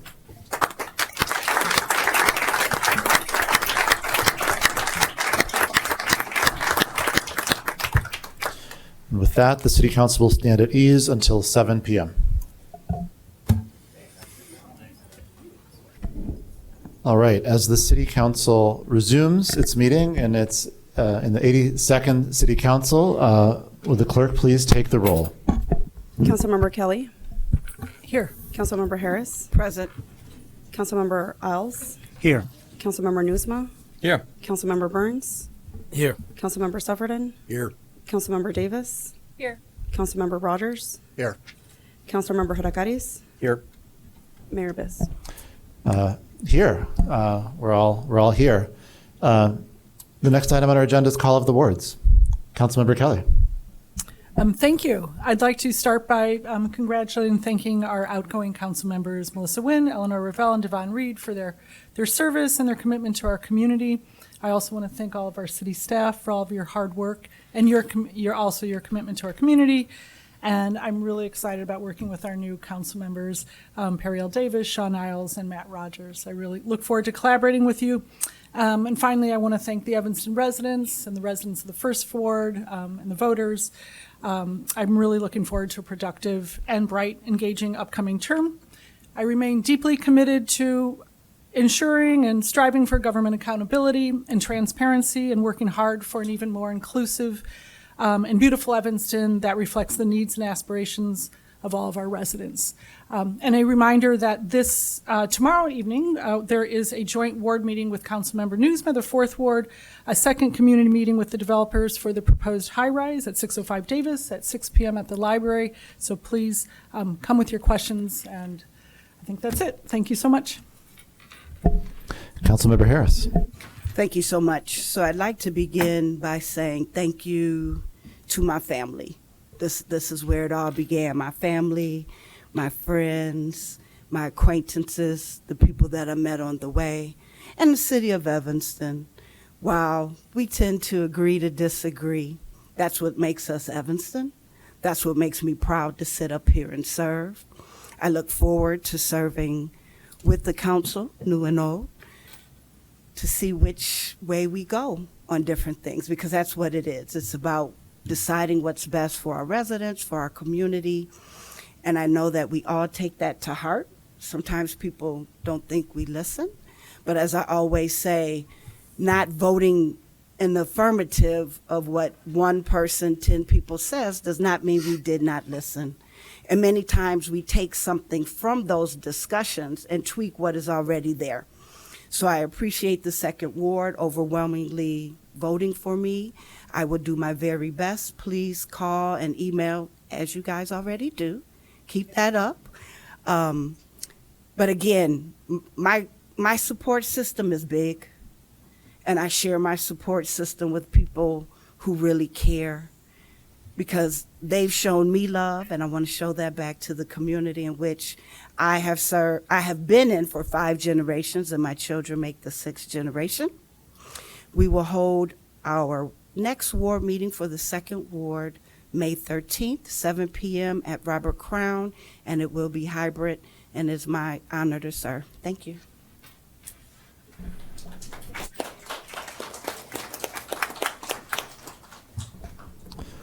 Councilmember Isles. Well, I'd like to start by thanking my wife and my family. They were. It's hard to pull teenagers up to the front and have them get their pictures taken, just like it's hard to do campaign photos and have those distributed to everybody that they went to school with. So I appreciate that. I'm humbled by the trust that the Third Ward has placed in me. I'm excited to do the job, if a little bit trepidatious, because I have big shoes to fill. And I'm very grateful for everybody that offered me support and encouragement along the way. All right, thanks very much.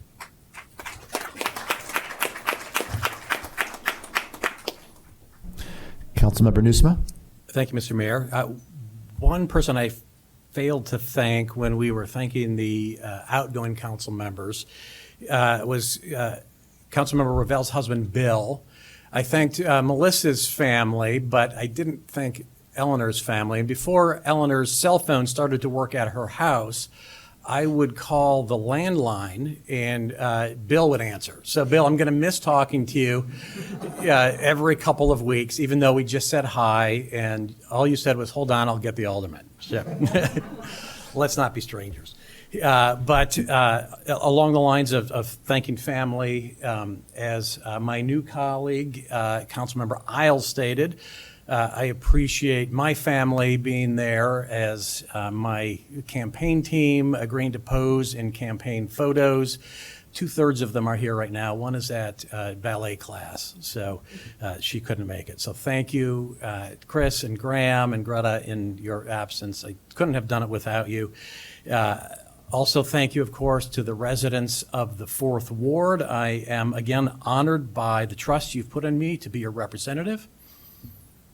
And I look forward to doing the best job that I possibly can. Thank you.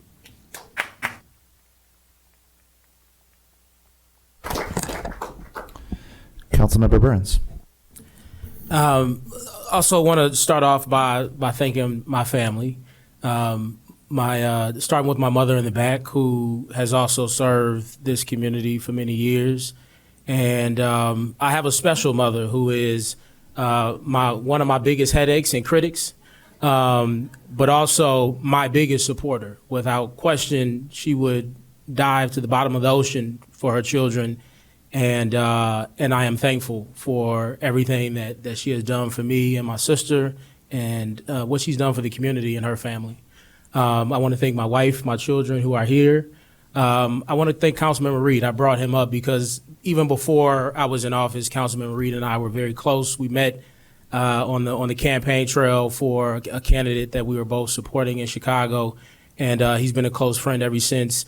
Whether you realize this or not, the city is going to miss him. He is, if for anybody that's taken the time to talk with him, he is without question one of the brightest, both legal minds, he's not an attorney, but both legal minds that we have, and policy minds that we have. And I'm looking forward to seeing what he does, but he served this community well. I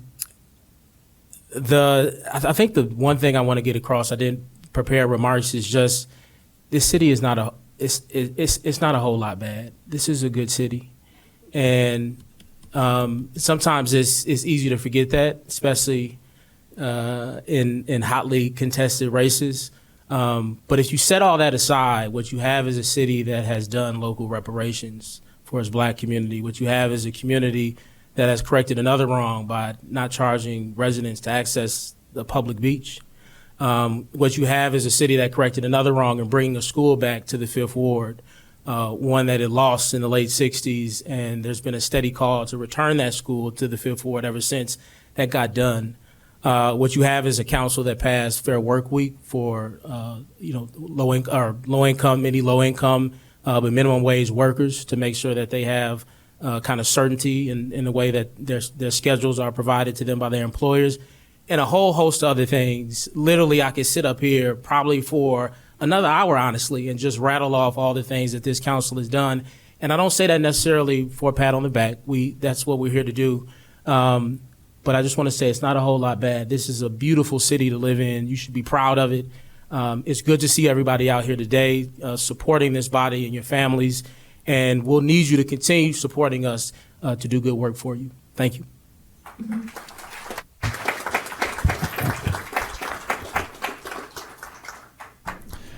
Councilmember Sufferton. Thank you.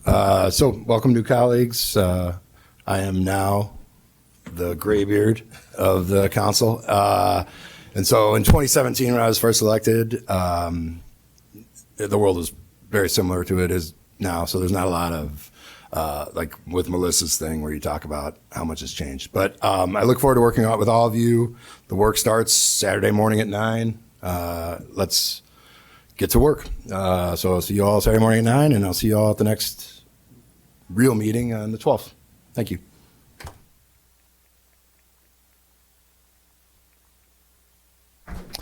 Councilmember Davis. Okay, I wanted to start off by thanking my husband and my kids, but their bedtime is 6:30, and so they are not here. But I guess they'll see the recording. I, of course, also wanted to thank the residents of my ward for voting me in and all the volunteers that were involved. To Bobby's point, one of the things that I tell people is that my ward, I believe, had 48% turnout, somewhere around there for voting. And I've always felt that good government comes from an engaged population. And for a municipal election, in the middle of April, well, not the middle, but the beginning of April, on an off-peak year, 48% is insane for voter turnout. And it just shows how engaged and passionate our community is and how much people care. And I do love that. And I do think that it means very positive things for the direction of our city and where we'll go forward. I'm looking forward to working with everyone, to collaborating, to reaching out, to trying to find the hard compromises and finding the ways that we align more than we disagree.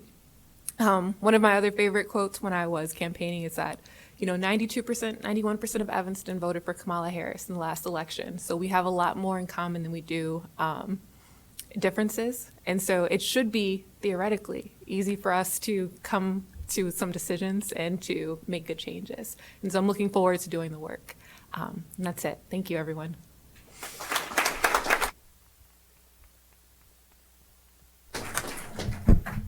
Councilmember Rogers. Thank you, Mr. Mayor. I'd like to begin by thanking my family. They are not here physically tonight, but the fact that I have learned from them so many lessons in how to give back to community, how to be engaged, how to represent people, how to engage people, and how to treat people with the respect that they are due. And so I thank my family for teaching me that. I'd also like to thank the residents of the 8th Ward who have given me their trust to be the steward of the 8th Ward. I'm not going to be in this position for forever. And so it's all about making sure that we move forward, but we also are working towards something that we can hand off to the next generation, to the next team, and make sure that they are all involved, engaged, and trying to keep them up on what we're doing.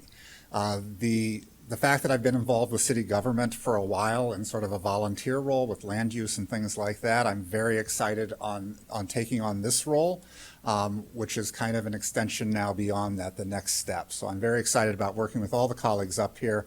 I'd also like to thank the people who came before. Councilmember Reid is in the room. Councilmember Wynne and Councilmember Revelle I've known for years. But everybody who has sat at this dais over the years, because they're the ones who have made this city what it is and have given us the tools so that we can move forward and provide something for the next generation. So I'd like to thank them as well. Thank you.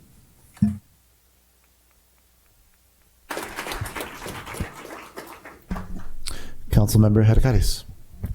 First of all, I'd like to thank my family. They make a big sacrifice in allowing me to have this job up here.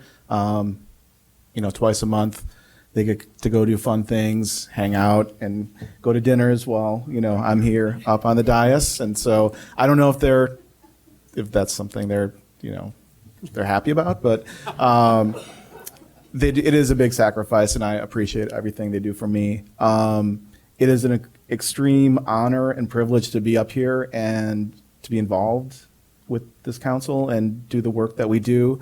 I'm extremely grateful for the residents of the Ninth Ward for putting their trust in me and choosing me to do this job. And I promise to do my best and to look out for the best interests of all our residents. And I'm really looking forward to working with the rest of you for the next 4 years. I think this is, Councilmember Burns said that we have a wonderful city, and it's being the stewards of that city is a big responsibility, and I'm really looking forward to doing what we can to move our city forward. Thank you.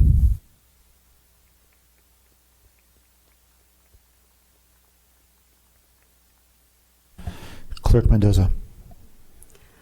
I want to start by thanking my family, and of course my husband that I know spends many Monday nights wondering when I'll be home, and for always supporting me and all of the things I've wanted to do. Really thank him for being there by my side all the time. And I also want to thank my children who are now teenagers, as I'm sitting up here for a second term, and my daughter who's now 5. When I first started in my first term, she was just a little one. And I want to thank both my children, my husband, for all the sacrifices they make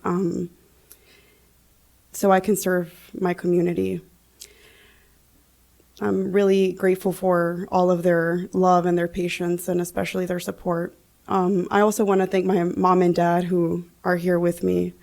My mother spent many years organizing for workers' rights and in the small town where I grew up in Tennessee. And before Know Your Rights were a thing, my mom was doing Know Your Rights in Tennessee and providing trainings and visiting detention centers. And I visited detention centers with her too. She bonded many people out of detention centers. And through her, I really learned, the injustices that many people face.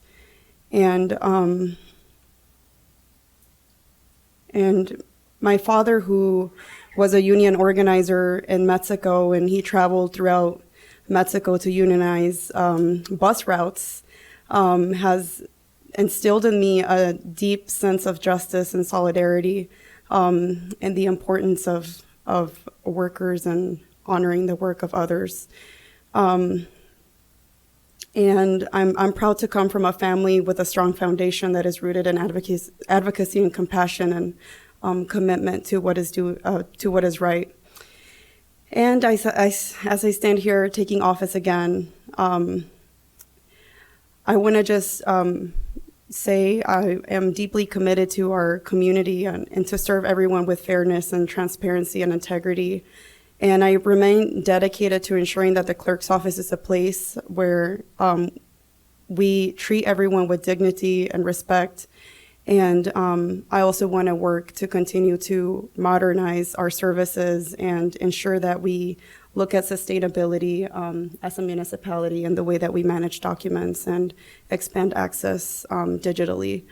But lastly, I also want to take a moment to say thank you to my sister for all of her support. I'm not a big social media person, but if you see me on social media, it's thanks to her. Just know that. So if you're trying to message me there, that's not the place to find me. And lastly, I want to take a moment to recognize our incredible staff. You are the people who quietly and consistently keep our city running. And whether it's planning capital improvement projects or fixing a swing set, tracking the healthcare of our community, supporting small businesses, or ensuring our HVAC systems are functioning properly, your work matters, and I see it. We all see it. Our community sees it. And you are the backbone of this community. We are a beautiful ecosystem of collaboration, and as we move forward up here, I hope every decision made up here on the dais reflects the truth of this community and honors the labor, the love, and the lived experiences of both our staff and our residents. And I want to thank you all, our staff and our residents, and I look forward to all that we will accomplish together this new term. Thank you so much.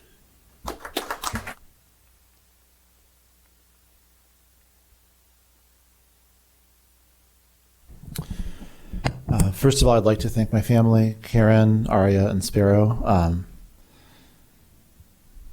not totally sure why you put up with all this, but it means so much. This was the first campaign that my kids were old enough and interested enough to participate. I'm sorry, Jeff, they were the secret weapon.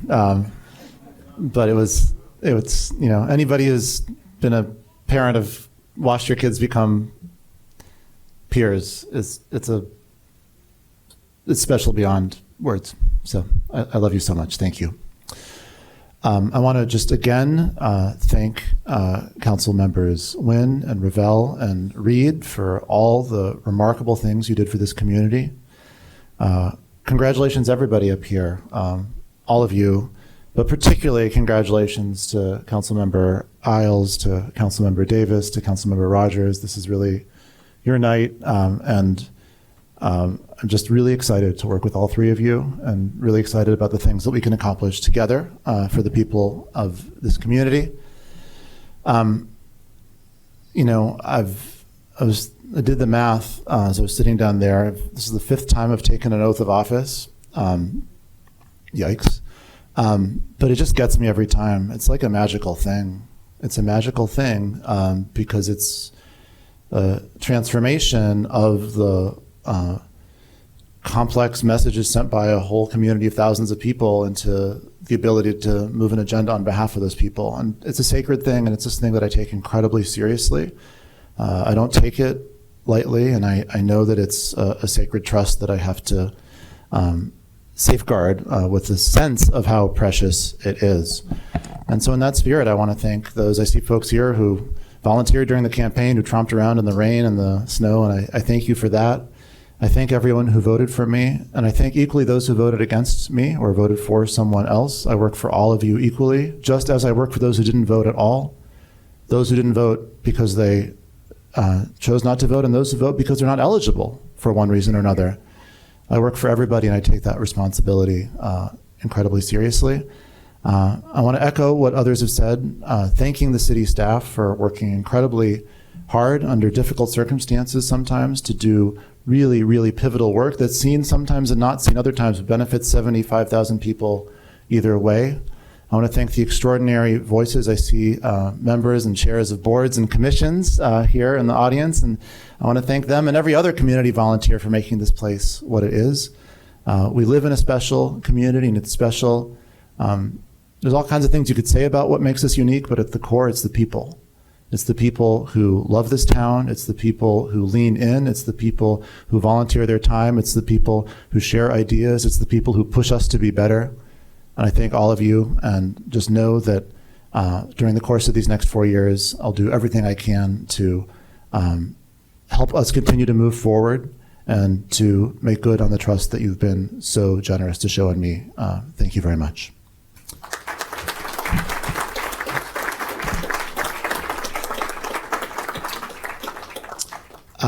So two last things.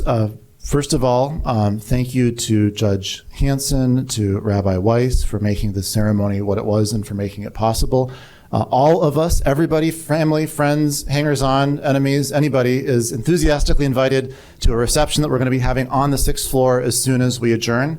But before that, I'd like to ask everybody up here to remain up here. Apparently, we had one of the litany of group photos that we still need to take. And so if we could just stay up here in formation for the last photo and then join our friends, family, and loved ones for a reception on the 6th floor. With that, with great appreciation to all who are working together to make our community better, the April 28th, 2025 meeting of the Evanston City Council stands adjourned.